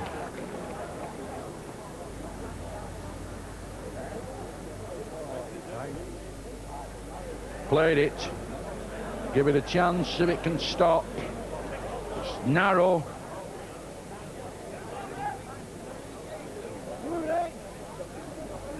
That's a disaster for Tommy. Jack in the wrong place. Forced him to play 2 bad bowls. Given Ken as easy a chance as he's had to get 2 in this game. And he's not slipped up. 2, Tommy. Humphries, 2.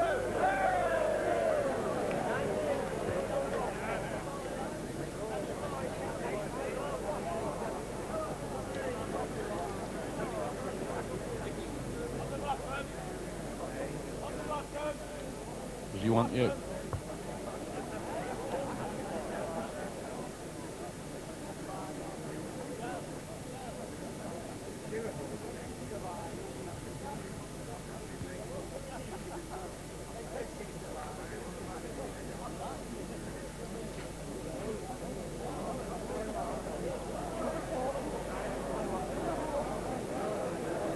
Oh, he left it short. Again, the end previous, Tommy Johnstone made a mess of it. Played 2 wayward balls, and Humphries was in with a double, but now he has the chance. He's done the similar thing. Played short, and Johnston's immediately stepped in. Just sneaked in that one. Now, a wry smile there from Johnston, because he knew it could quite easily have run into the back of Humphries Wood. Instead of that, he's got a counting ball. Give it a chance. Give it a chance if it can stop. It'll run a long way now. Go up to the jack now. Played 1. Just a little bit of pace down that hill. There's the winner on the left, just below the jack. Yellow spot.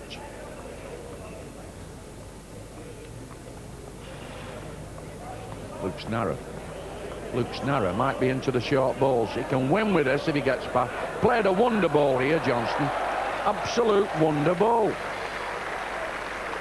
Practically no room at all to get in there, but somehow or other did the radar guided missile job right between the woods. Touched nothing.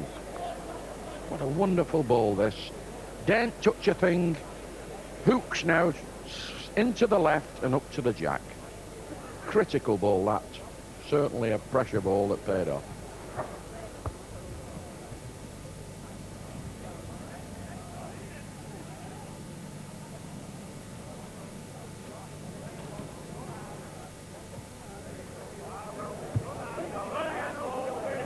He's got to run and keep running and keep running and keep going.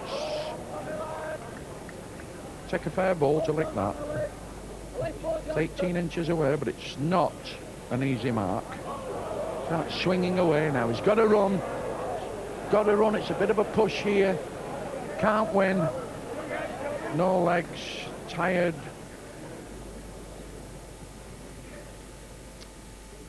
What a really tight match this. 18 across, 21 up.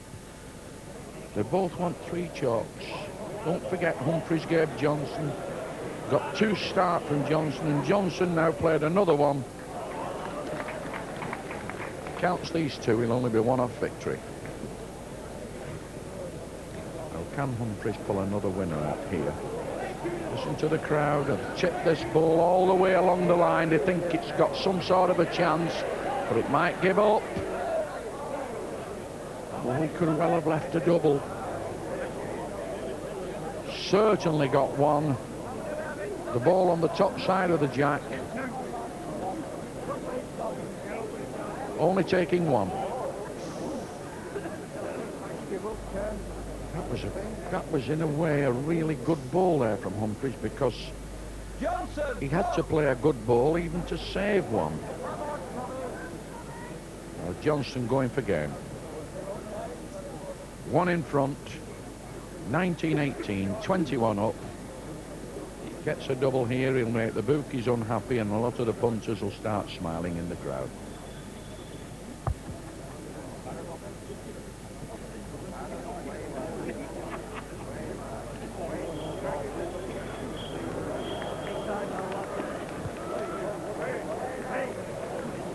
live and let live ball, that.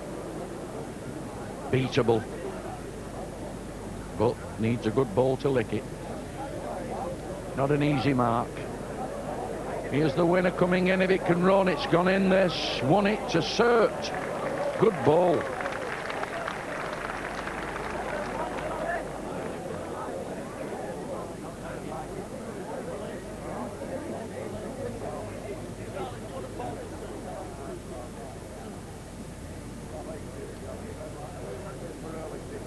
Got to find one. Got to find one. Can't win it, surely. Can't win it. If it runs, it wins.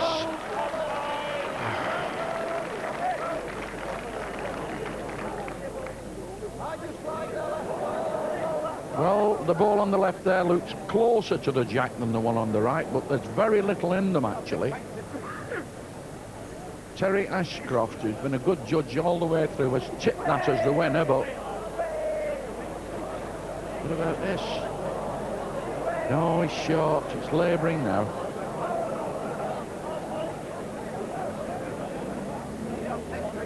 Well, the crowd accepting Terry Ashcroft's good judgment because they're shouting all but as though Johnson's already got the one on the card.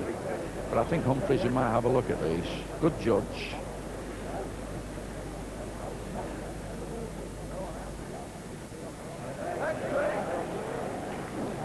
Wants the string.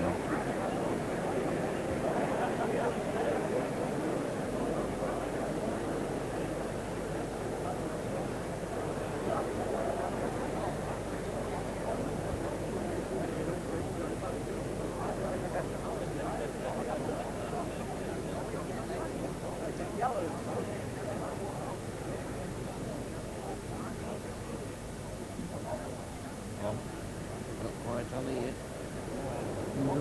Yep. Oh, what isn't it? On. Touching here. Humphries! Humphries! All the tipsters were wrong. Humphries fiddled a single out of that when everything pointed to Johnston being on.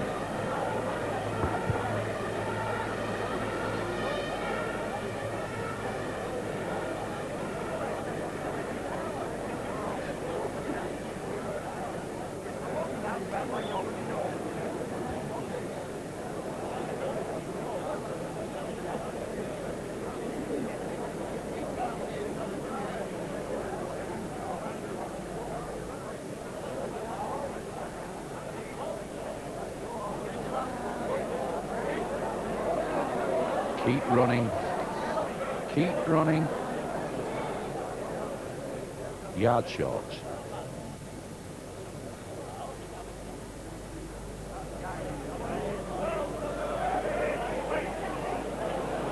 Wants a clear run. Gone in.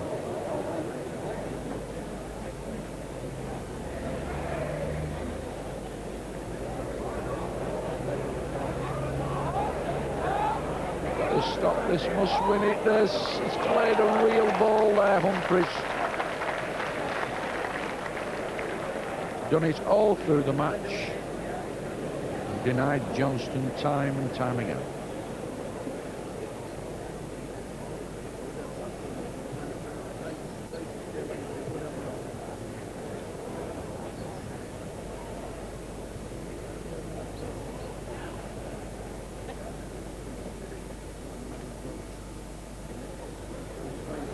Played one at it, wants it clean, hits it clean, he's right. Oh, unlucky. Made the connection. Could have got that ball out, Johnston, but unfortunately it connected with the jack.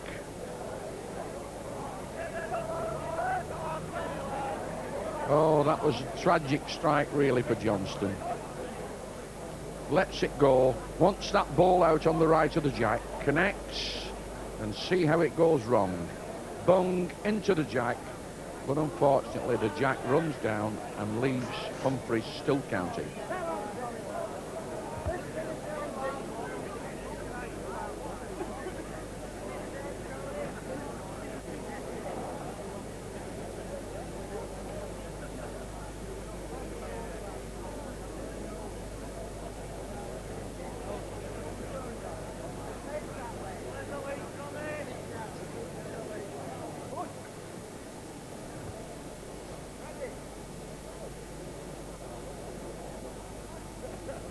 K.Humphries looking for a single to take him into the final day's play in the last 8.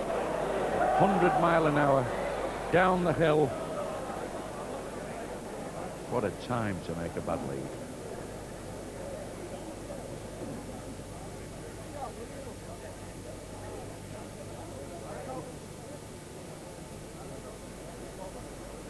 Can't lose. Can't lose.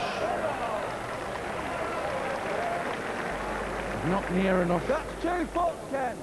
And you've gone 4 feet fast. Looks a fairly decent ball, but it's not near enough. Humphries has been beating them sort all the way through the game.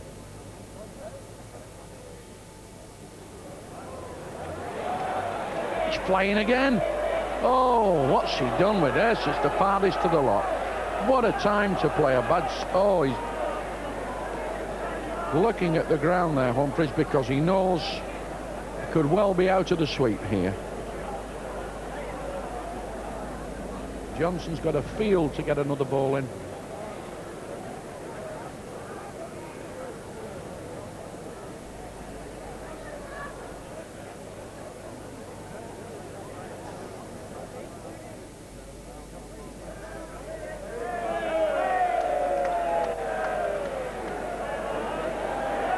Not stopped yet. This is going to go out, this. Missed his chance. Oh. Can't believe it, Johnston. Puts the mat on top of his head. Trying to hide his face from the crowd. He can't believe that. He's 3 yards at the front and 3 yards at the back nearly to get in.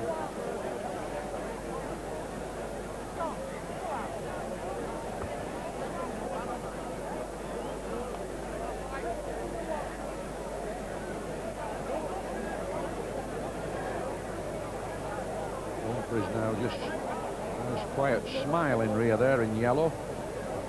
Can't believe that the reprieve came through in the last post there. He was certainly out of the sweep. A man of Johnson's calibre is not usually that generous.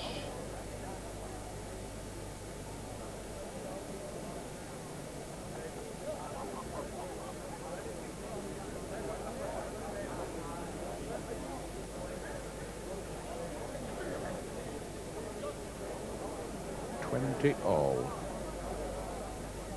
21 up. One single required, and the crowd think that Johnson's left this one on the mat. That's a mile away.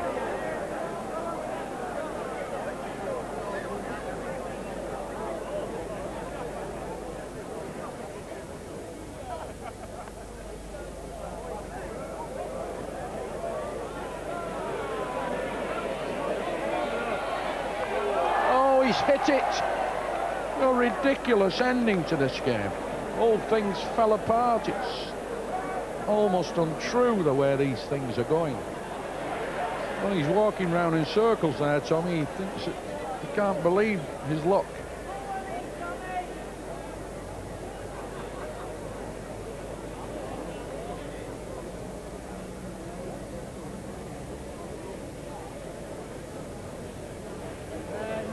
It only needs to hit that ball and that would top it all together. Played one. Now that's for game. The crowd can't believe it. Even Johnson going to have a chat with the bookmakers. Yeah, level, Ken. Meantime, Humphries is getting on with the game. Shut your eyes. Got to count this end. Shut your eyes, Tommy.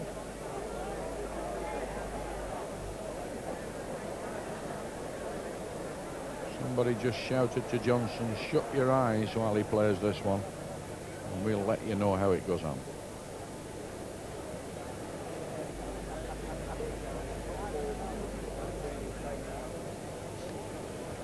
On its way. Got to try. Listen to the crowd. He's done it! He's done it! What a ball to play. 20 apiece. And booked himself a place in the last 8 with an absolutely marvellous played through ball. Wonderful.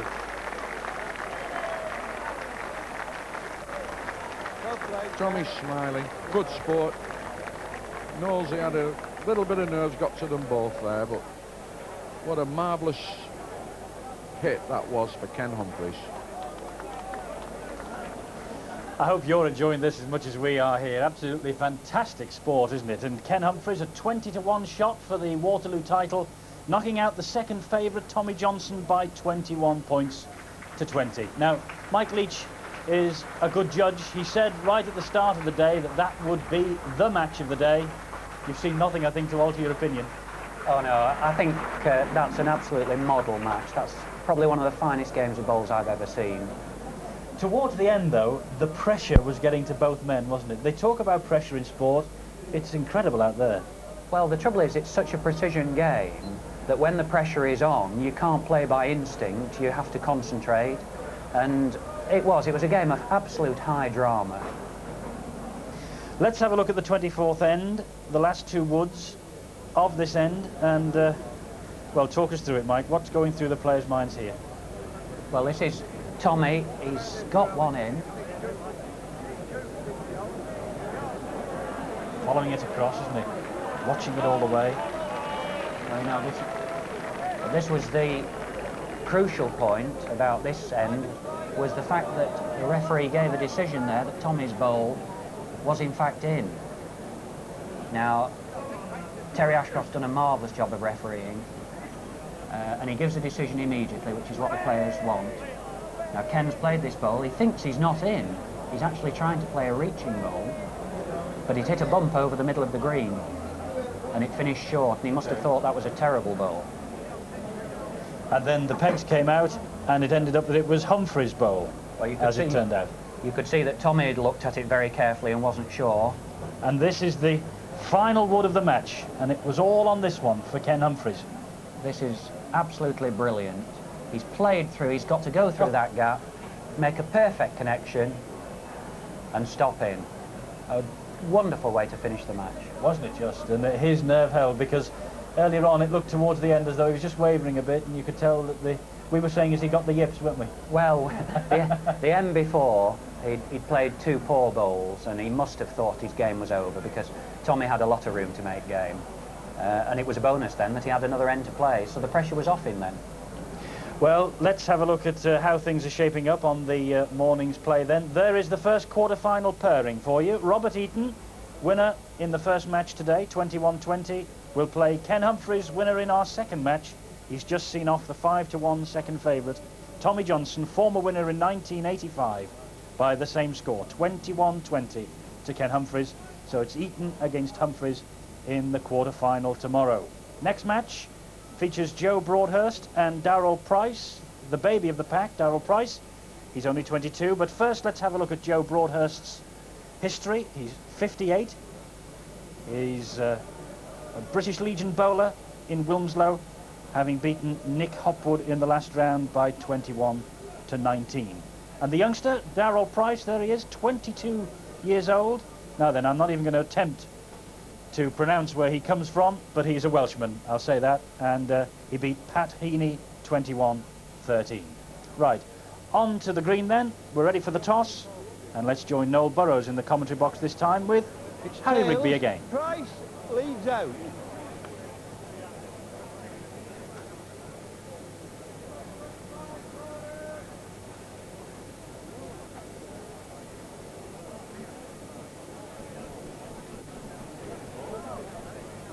Now the start of this last 16 game, the winner going into the final day's play tomorrow, last 8.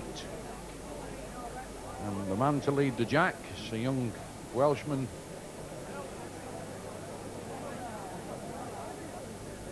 in green, and there his opponent, Cheshire County man Joe Broadhurst from Wilmslow, British Legion.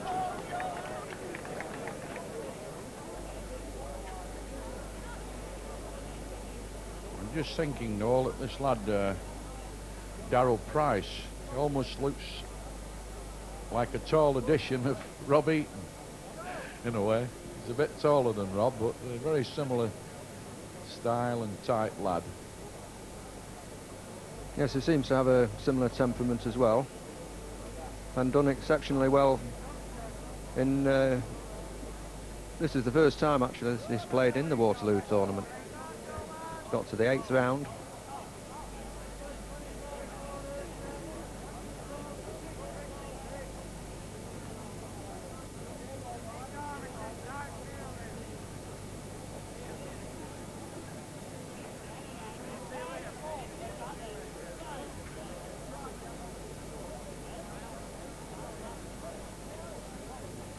Joe Broadhurst leading again in red. Very, very well-known player, Joe Broadhurst, in county circles. Played for Cheshire many, many times. You could say that Joe was a little bit more than just a steady player. He's been around quite a while. Very experienced. Yeah, for all his experience, Harry, this is the first time that he's reached this stage of the Waterloo. Yes, well, he's a man that loved team bowling and loved his county appearances, and has never really put himself around, you know, in the major handicaps. Like you and Michael, for instance, and a lot of other people who, you know, have a chance to get around, which is good and proper, and people enjoy watching you play. But Joe's been a little bit of a hometown player. But it doesn't detract from his ability, you know, because he's always been a fair player for me. Good block.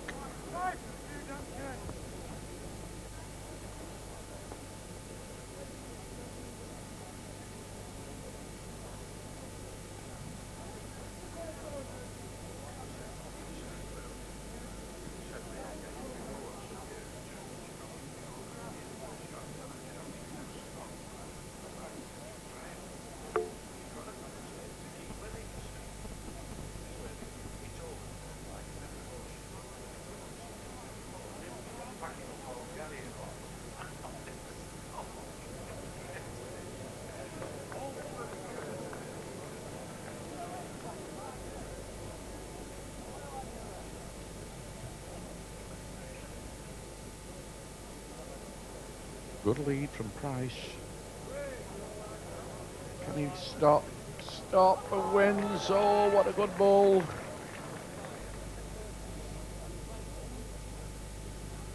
Darryl Price. Spelt P-R-Y-C-E.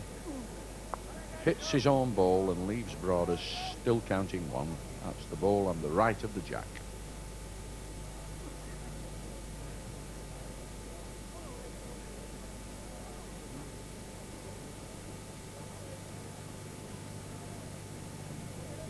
One to Broadhurst. There's Joe Broadhurst there, erring on the side of caution, not wanting to go clattering into that head and possibly give the shot to Darryl Price.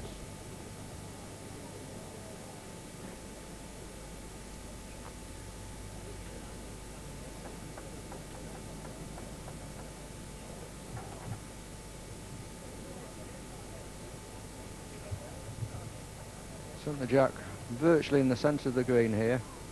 Very difficult spot, right on top of the crown.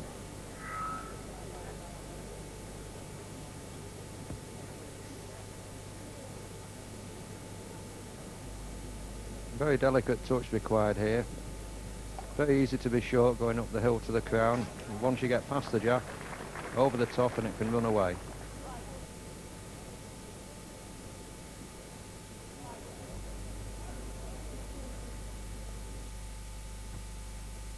Chance, just missed the jack and gone. Good try there from Broadhurst, but this young man from Mould, Darryl Price, played another one here. Nice player.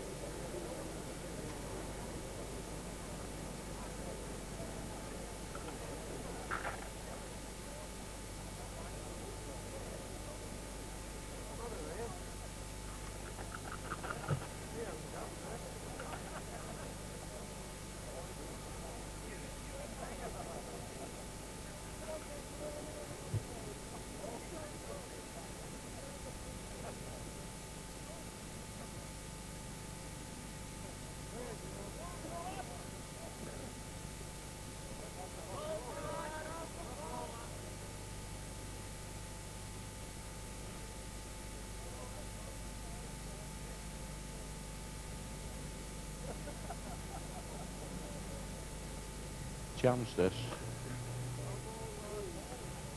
Good second ball there from D.Price. First time he's been up here. It must be quite an occasion for him to see all these people, knowledgeable players and critics. And yet the lad's playing well in control of himself. Twice he's made for this bottom corner here. I wonder if he's thinking of setting a long mark into the opposite corner.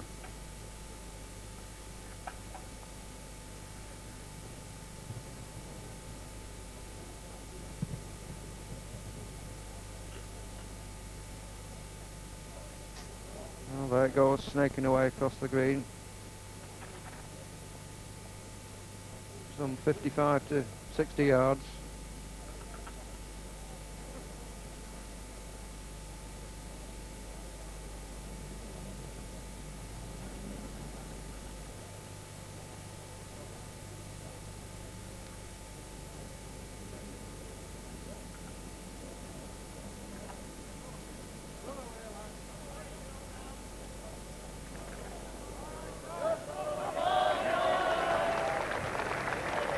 Great reply there from Broadhurst.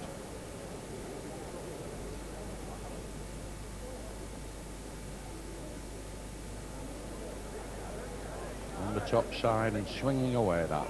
Go out now.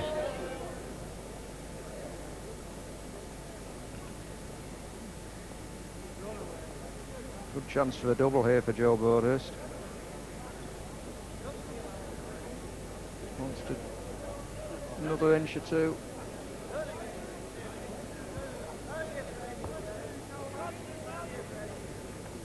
Could be.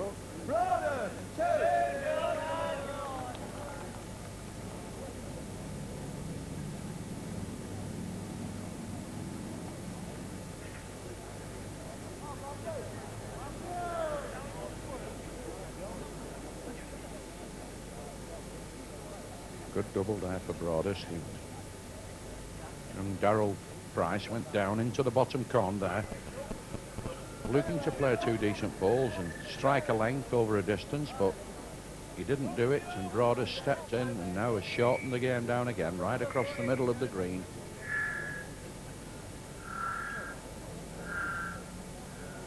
On form, plays these sort of marks as well as anybody and gets a nice little lift up there.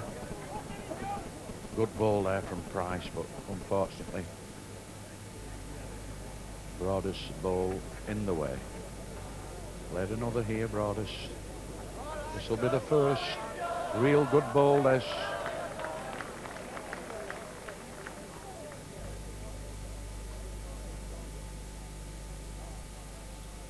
Price now got a run. And a beautiful road again here. I just get past. He could nearly win with this. Good try. Just died.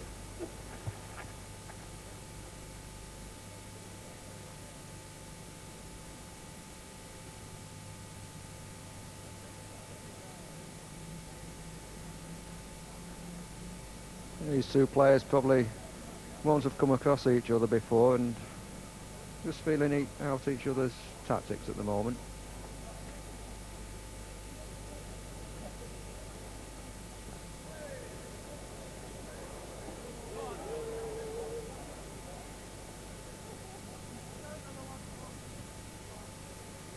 Well, Broadhurst there, certainly playing over there.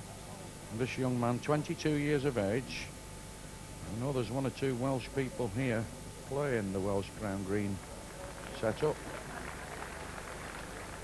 I'm sure they'll have their eye on this young man, D.Price, who's made it through here to the last 16 of the Waterloo.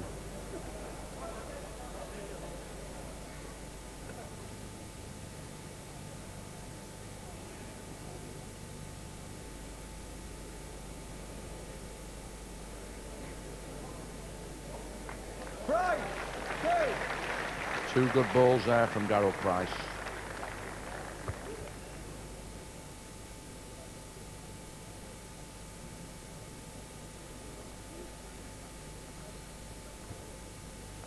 Because I know that the Welsh county have picked up a bit over the last few years, Noel, and they've certainly got a good prospect here if he plays in the Crown Green. I noted he plays in the Parks, and I saw Gwyn Morris, a former British Crown Green president, who was a great Welsh player himself in his time. I know he's here, so he'll certainly be doing a bit of a dossier on this lad, I would think. I'm sure he will. He looks very composed character. Absolutely necessary when you get to this stage of a competition such as the Waterloo.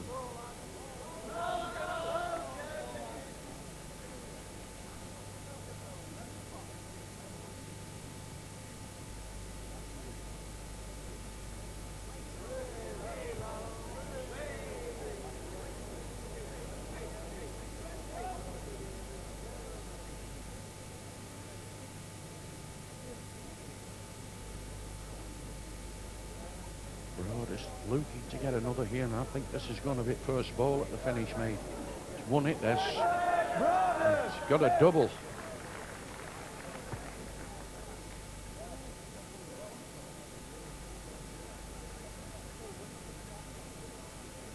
Well, it's nip and tuck at the moment. Nobody holding the jack for more than a couple of ends.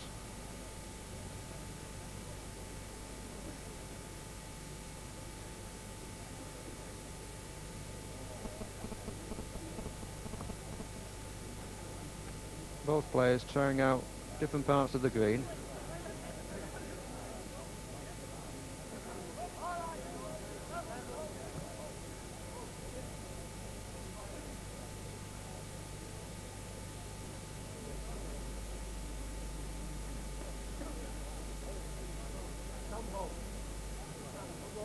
Oh, that did it good. Don't think it would have gone out, but he would have certainly drifted perhaps 18 inches or a foot past the jack. And now Broadhurst trying to get this out. Wants a full connection here. He's done it. He's done it.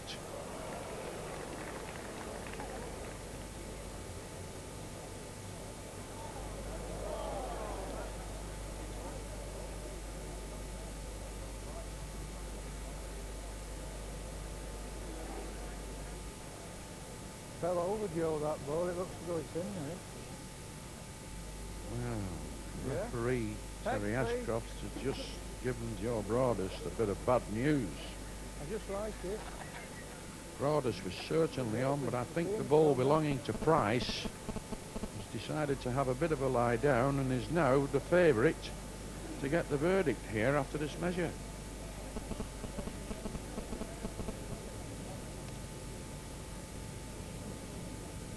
On here. Yeah. First ball, mate. Price! Go! Yes, it went again, Broadhurst, after he'd actually played a winner. What can happen at this game? One ball falls over, the other doesn't, and you're one down.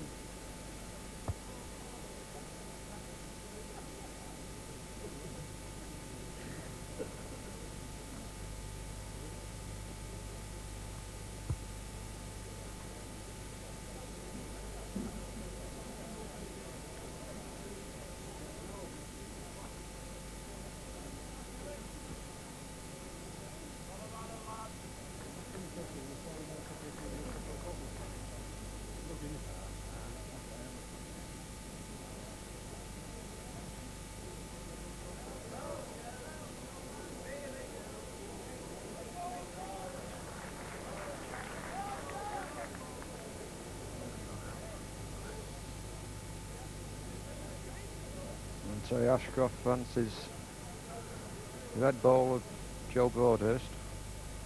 Difficult to beat just there. It's gone behind the jack. Certainly trying with this. Oh, great reply. A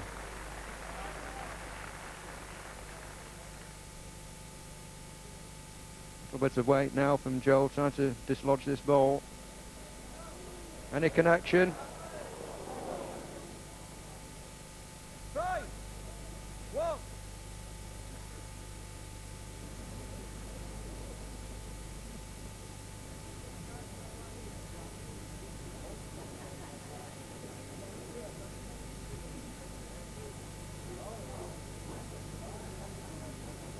there's no doubt about it for me. You know, this lad D.Price has been something of a revelation, hasn't he? I mean, he's only a young fella. He's not been dropped into this big cauldron before, and it's a bit of an experience if you haven't been, as you well know yourself. And I think the lad's done marvellous. Joe's been playing a long time, Broadhurst. He's got the experience, but this lad's got the ability, and is getting the experience very rapidly.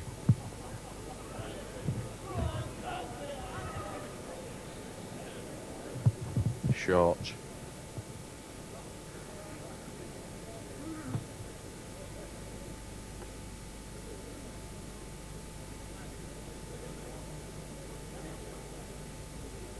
Well, an adventurous ball. That shows a good flair and spirit in this game. No messing, turned his peg round, played another one. Broadhurst got to get these beaten. Certainly got to be far enough. Taking a long, long while to get there, this ball, but nearly wins it for me. Got to run a bit more, it can go on the frame. Could have died, even though it looks on.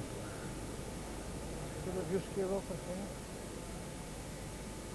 Terry Ashcroft there, moving round the back to have a look. He still likes the D.Price wood. Yes, Broadhurst conceded.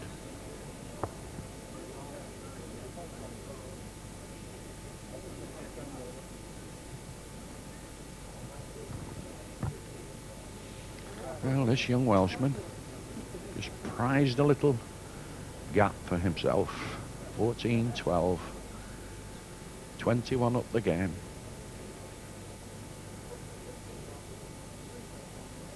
He's done something of a feat getting this far out of 2,048 runners in the last 16, and what an achievement it would be to get on the final day card here at the Waterloo if he wins this heat.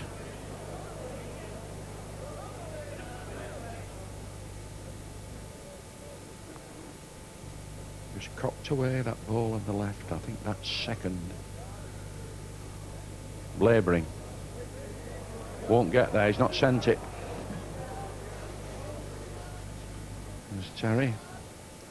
Yes, still likes the first ball sent. Broadhurst certainly won't be short here, whatever happens, because if he hits the jack, he can make two.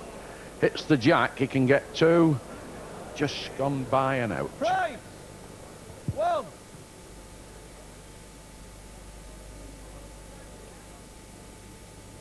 Well, Joe Broadhurst really should have taken advantage there. Had a good 4 feet to count the end. Went sailing through.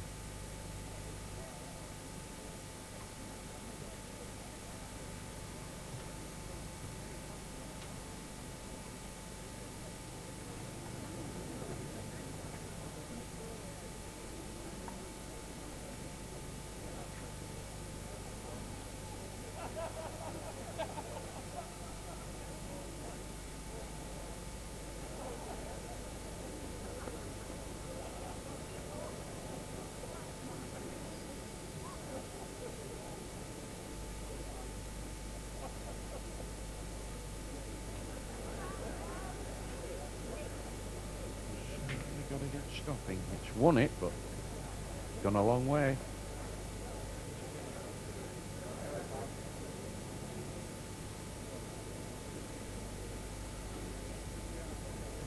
It's got to run. Misses the short ball. It's got a chance. Misses the short ball, but it's short.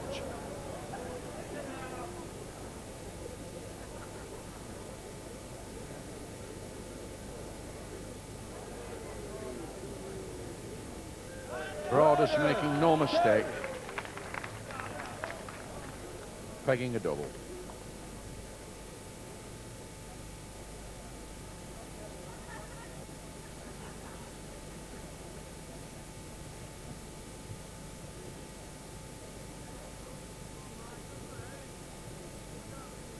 Well, D.Price missing a little bit of a chance there to open up a fairly sizable gap. Broadhurst now back in this game, just one shot in arrears.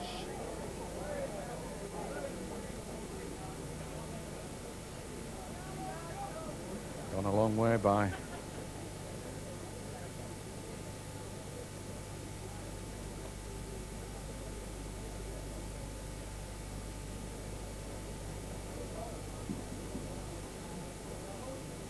Won it.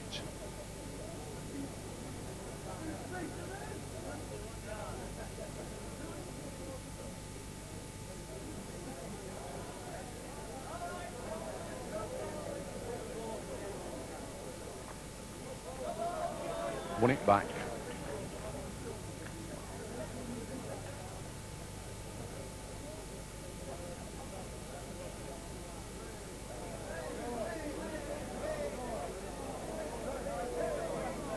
Beautiful road this ball where it was limped in and counted nothing.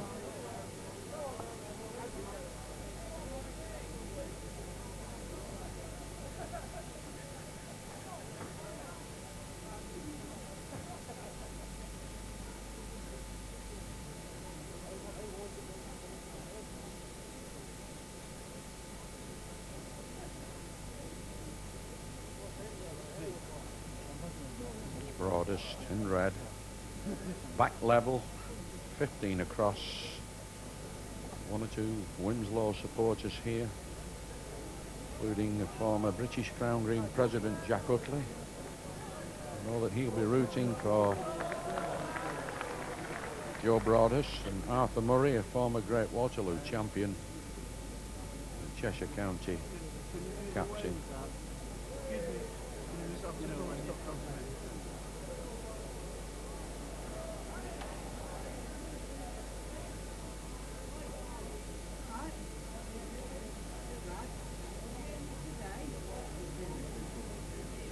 On the road again here, Broadhurst. Just runs on a little bit longer. He's played a good ball here. Nothing wrong with this. Great wood. Coming good at the end of the game now, Broadhurst. Price is going to throw one at this. Here it comes. Got a mile away. Done it. Good hit. Oh, that was a cracking strike, because it's very difficult to hit them from that distance. Hit the ball as clean as a whistle. It's very timely. Price, faced with difficulties here, had to strike, and a long, long way. Bang on the road, down, got to hit them both clean to get the jack off, and cancel the end, and he's done it. There goes the jack, away in the pit. Dead end, start again. Broadhurst sets the mark.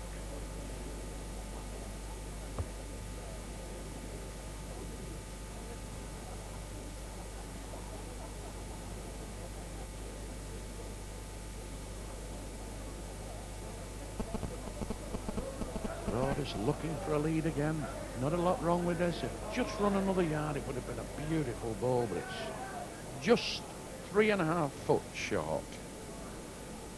D.Price has got to try and get past that ball. Awkward place.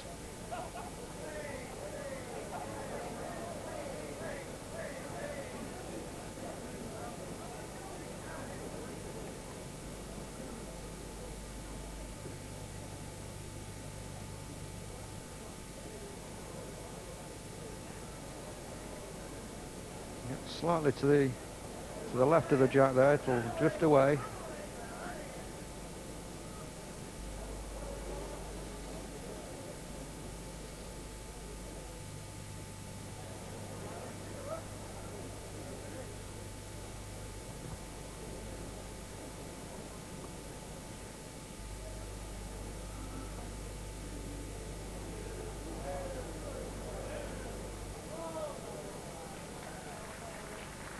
Well, there was two good balls there at Price. I think there was a lot of people around here that thought that Darrell Price's first ball had died a death. But Ashcroft, very quick round the end. And Joe Broadhurst, no qualms, good sport, good player, concedes a double. This young Welshman now, bang in front,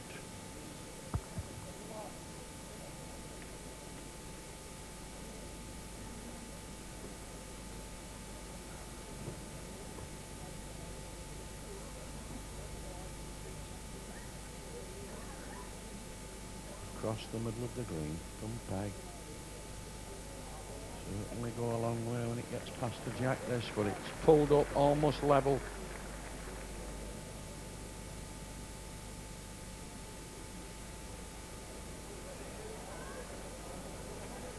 Chance.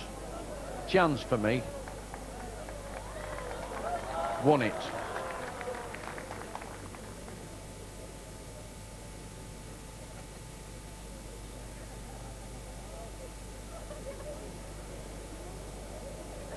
Can he pick the jack up? Can he touch the jack? No, just gone out.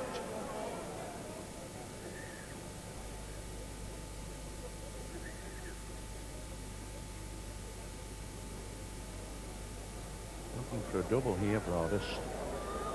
Looking at a double.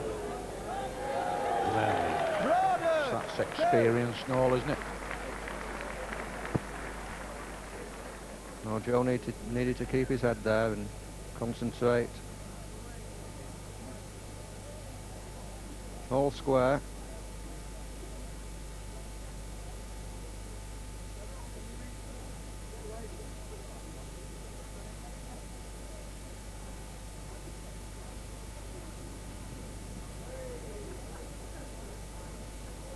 He's certainly doing the trip here. He could do with hitting the jack, but I'm afraid it's going to go perhaps 4, almost 5 foot past the jack. Price now with a bit of a chance here, bit of room to work in. Played one. Played one, will stagger in this, no doubt. First ball. That's won it, Joe. You've gone 2 yards past. Precise information there from Terry Ashcroft. Got to miss this short ball. Got to miss it. Don't think he can. No. Knocked it in. Run smack bang into the back of it.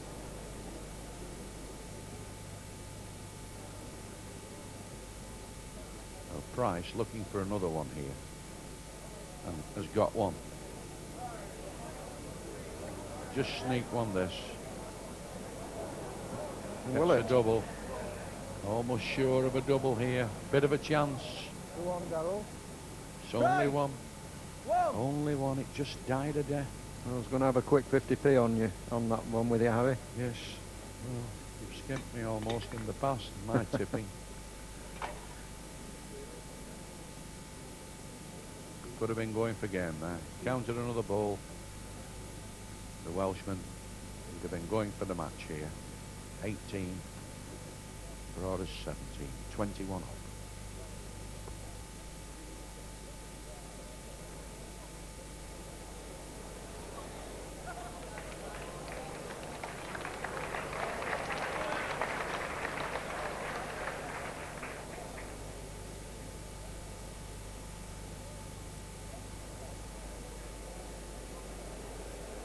Broadhurst. It's got to come down. It'll come round the back. It's got some sort of a chance for me. There's good ball. What a ball.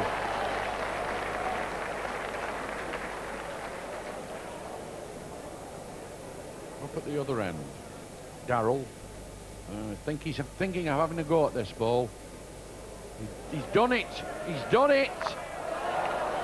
What a good hit. Really, he was looking to just miss the jack and cut Broadhurst's ball out. That'd have been a wonder ball. But he's got the jack off. And that gives him a reason to smile, because he'll set the next mark. Marvellous strike, this.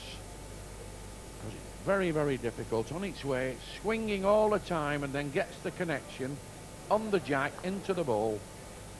And that nullifies the end.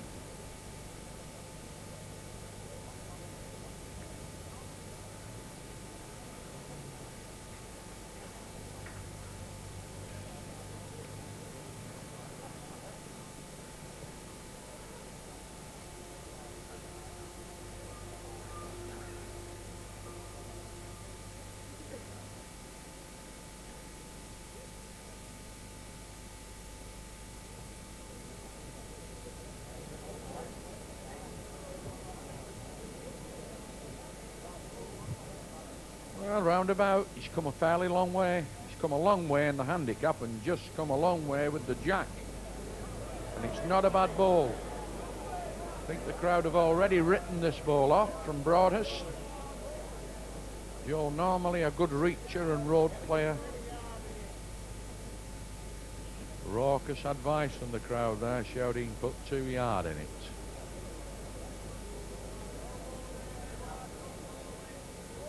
Improved his second ball here, Price. 2 fair balls. Broadhurst got to find one here. Got to find one here. They think he's short again. Think he's short again. It's packing up, and he's left a double. 2.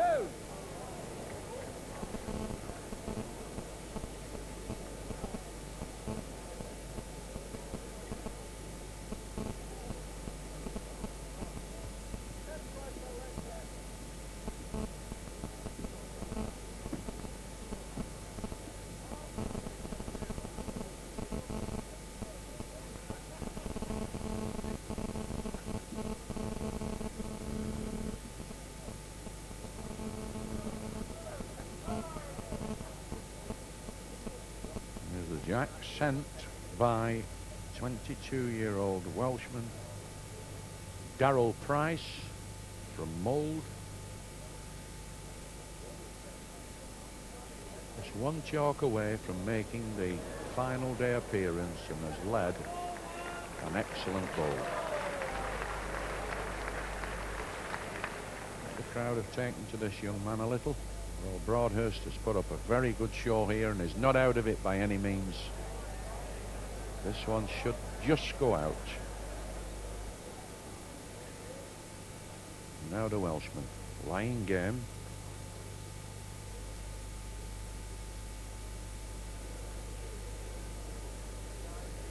Just play another second. Good played ball this.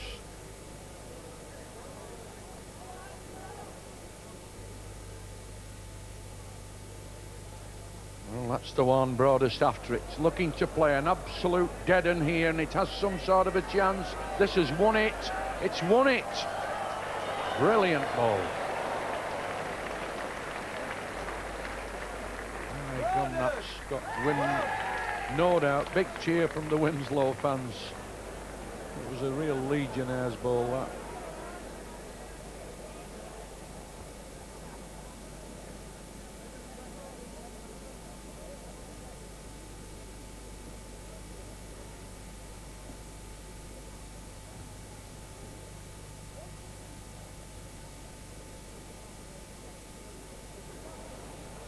To play, the crowd start just a little. It wants the jack, needs the jack. It's not a bad ball.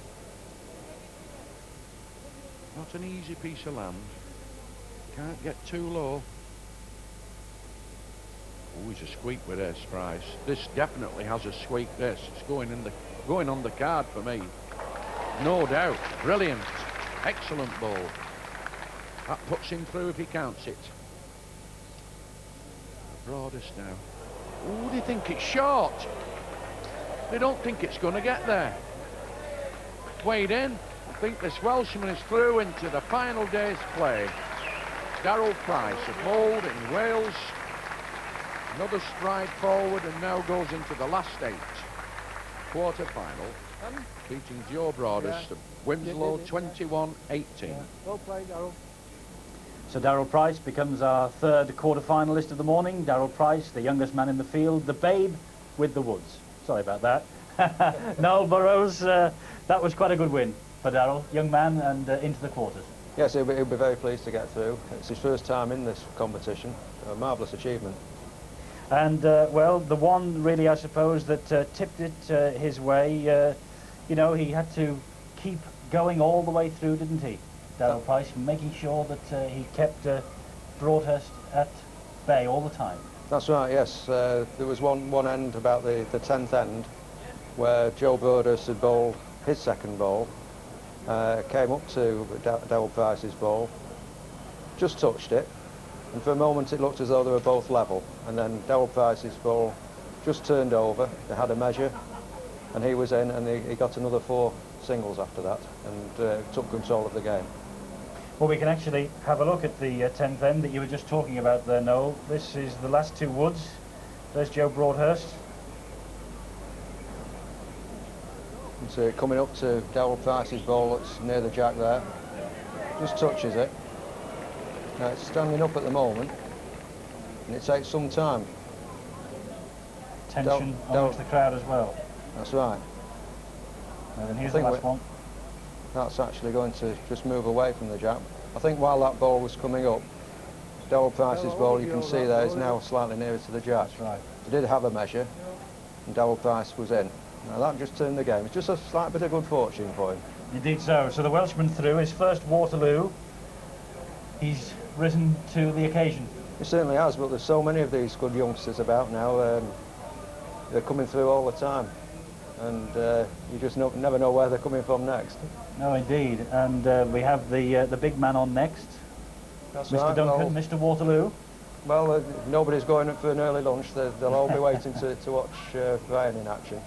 And I would think the majority of people will be wanting him to get through. He's a great favourite here. Yes, indeed. Do you have any sympathy at all for Joe Broadhurst? Because he had never reached the last 16 before. He was on unknown territories as well, wasn't he? Well, this is true, yes. I do obviously sympathise with Joe, but on the day, D.Price has done the job and gone through. Well, the youngest man in the field is through, D.Price. It's quite an ordeal for the young man, but here is the list for the quarter-final that we've seen so far. D.Price, the third through, having beaten Joe Broadhurst. And it looks a formidable quarter-final lineup on the form that we've seen so far this morning. Well, the first two games were so close, both 21-20, and unbelievable atmosphere here at the Waterloo. Last game as well, possibly a bit scrappy during the middle of the game, not so many close balls played, but equally tense, and kept everybody right to the edge of the seats. So to the final match of the morning session then, B.Duncan against N.Leach. Now, B.Duncan, the 4-1 favourite, 45 years young, 3 times a Waterloo winner. That is a record. Out for number 4. Self-employed, he comes from Preston. And N.Leach, from the favourite to the rank outsider in the tournament this morning, 40-1, N.Leach, the 54-year-old, from Greenhalls in Warrington. So let's go to the green, to the toss. The two players are ready, and so too, I'm sure, Mike Leach and Harry Rigby.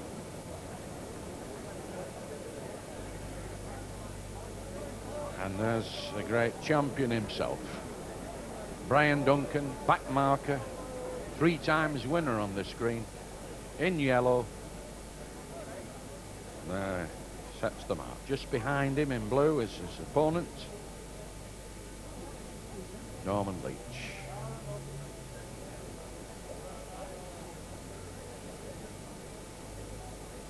And there's Duncan's opponent. N.Leach describes himself as a good club bowler. Has played a lot of good balls on this green so far. Just like that. Duncan already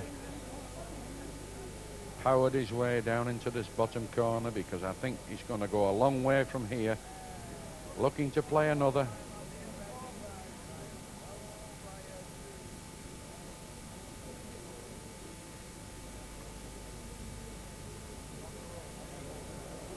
Leach are all tipping this in the bottom side, but there's a little bit of peg down here if it can run, but it's gone now. Slipped away. Looks like one to Duncan, maybe a loop for 2. One, Brian. One. A little bit of doubt there. Almost kicked the end in. I think it's nearest. I think it's 2. Well, Duncan! 2! not happy about this. Still shuffling around there. Right. It's up to him now.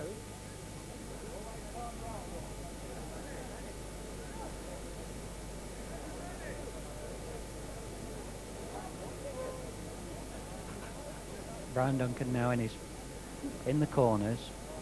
3-5. Started off 1, had to give 4 start in this game. Penalised 2 points for each of the last 2 occasions when he's won it. Now then, Duncan going in the far country. And that's it. Bound to go a long way. Big starts all round here. Already picked the first two up, but still behind. Short now, Leach. Duncan knows the bread and butter lies in the corners. Don't think we'll see him playing anywhere else in this match until it's over. Well, Norman Leach has a lot of room here. He really needs to get in here because it's crucial for him to keep this advantage of the start that he had.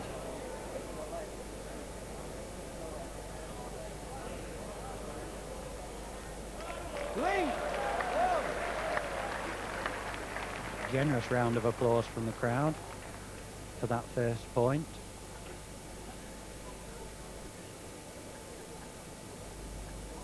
(6-3). All a question of the state of mind for Norman Leach.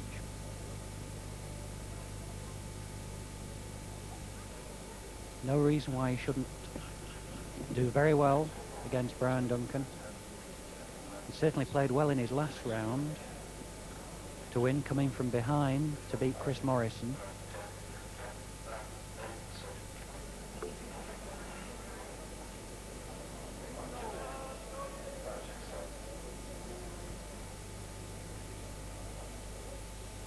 Too much room there for Duncan.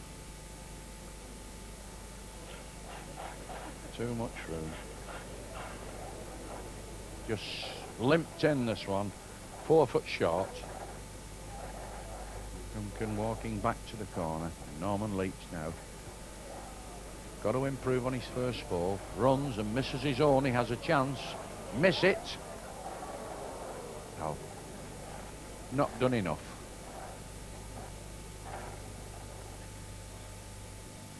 Duncan gets a double here. He's come on the top side.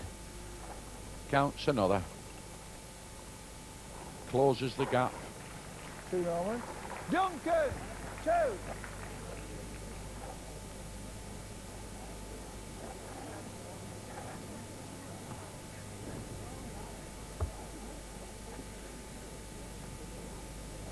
Already, B.Duncan made substantial inroads into the handicap.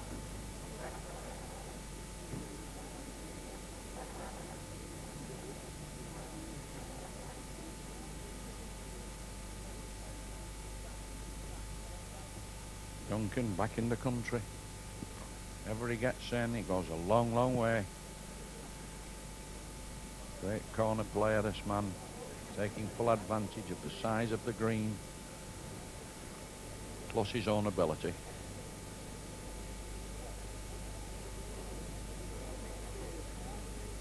What a run. Chance this if it stops the length. Won it. Yes, gets some applause.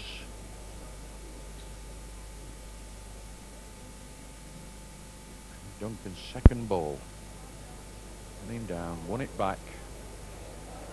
Played a near one this time. Good ball. Interested Specs having a look round, weighing up the land and the players. Struck. Might hit his own. Oh, he's left a double. Duncan! Disaster. That's what happens. After the champion finds a real ball, Norman Leach fires at it and knocks his own ball off. As if Duncan needed any help, Mike. Well, that's just it. That's a real disaster. Because it wasn't as if his own wood was anywhere near what he was aiming at. So already, Duncan in the lead, 7-6.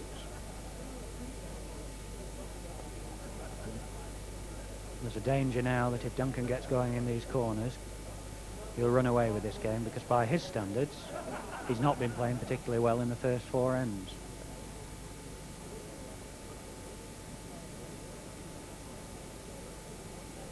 And again, not the best lead. Plenty of room here.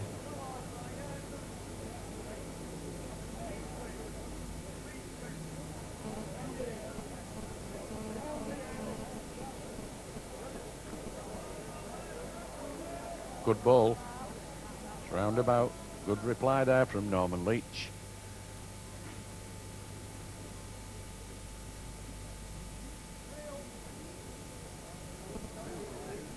Bit of a chance, clear running.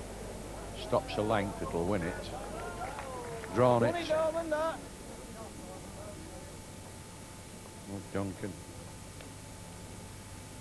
Round the back of the end. Here's the final wood from Norman Leach of this end. Trying to play a winner here, just on the bottom side. Duncan! One!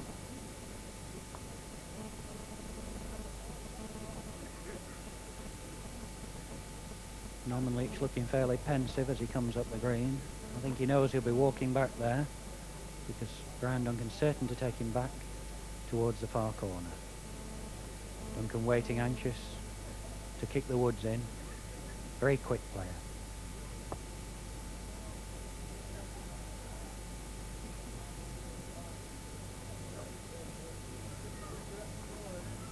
Duncan back in the country again.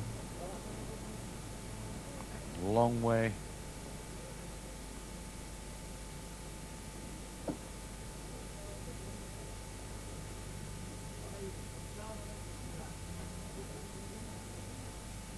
Beautiful road. I don't know what the length's like, but it's a road and a half. This stops level. It's a real good ball in the corners.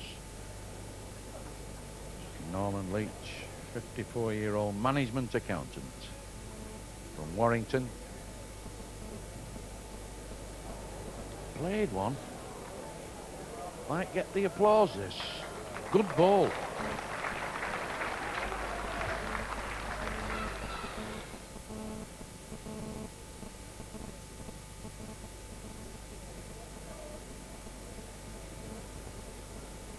Duncan really trying here. Gonna try and beat it. Applause now coming up. Picks the jack up. Wonderful ball there. And Duncan making the second ball do the work, reaching up and pushing the jack down the hill. I don't think this ball coming has any chance. Sure. It's over the top, short. Could have afforded to have reached. One!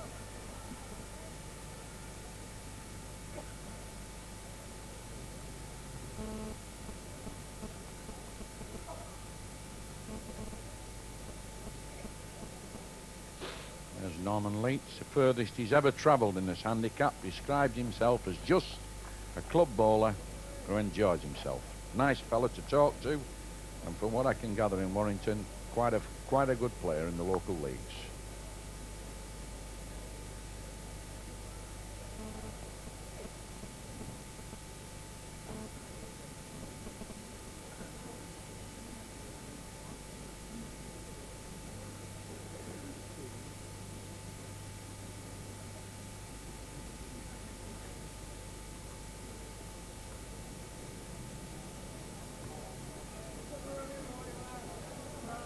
Reeling. Duncan's special, that. Corners, just out of the corners, but nevertheless about 20 inches away from the jack.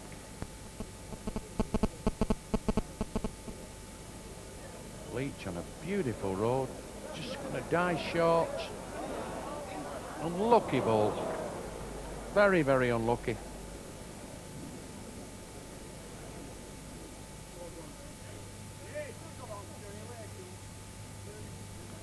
Duncan wanted to know then whether or not the two balls were actually touching. If they had been, he'd have known he couldn't really knock Norman Leach in. Oh, he's played a brilliant ball here. Two, Norman.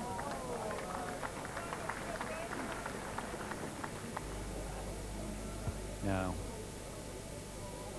will Norman Leach reach this time when his opponent's in? Can't afford to be short. Duncan! Two!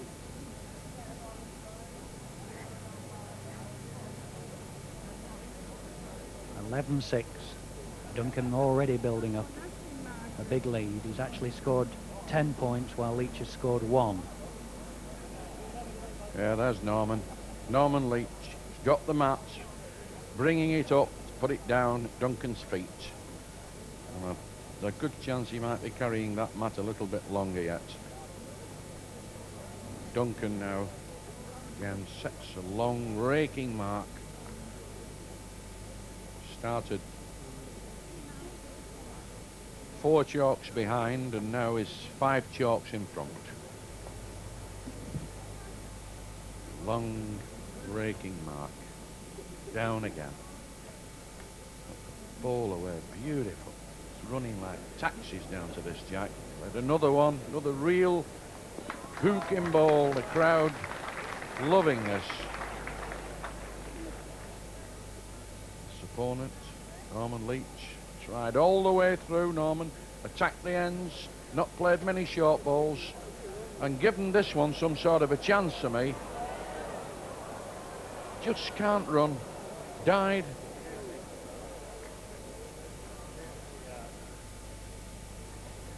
You've got to knock it about 3 inches, Brian.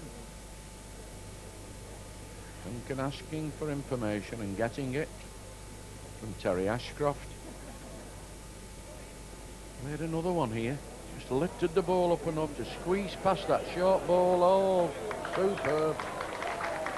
Superb stuff.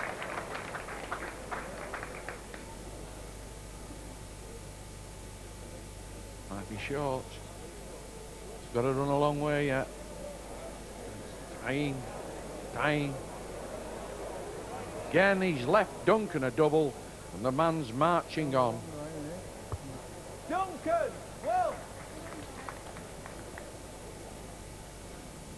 So 12-6 to Brian Duncan, and it looks as though the favourite at 4-1 for the Waterloo title is on his way to the quarter-finals. N.Leach, the rank outsider at 40-1, has got a big job on his hands now to pull the man back. Now, I'm afraid we're coming right to the end of our transmission just now, but don't worry, we'll have the climax of this match for you in our next transmission on BBC Two, and also then the second ladies semi-final as well.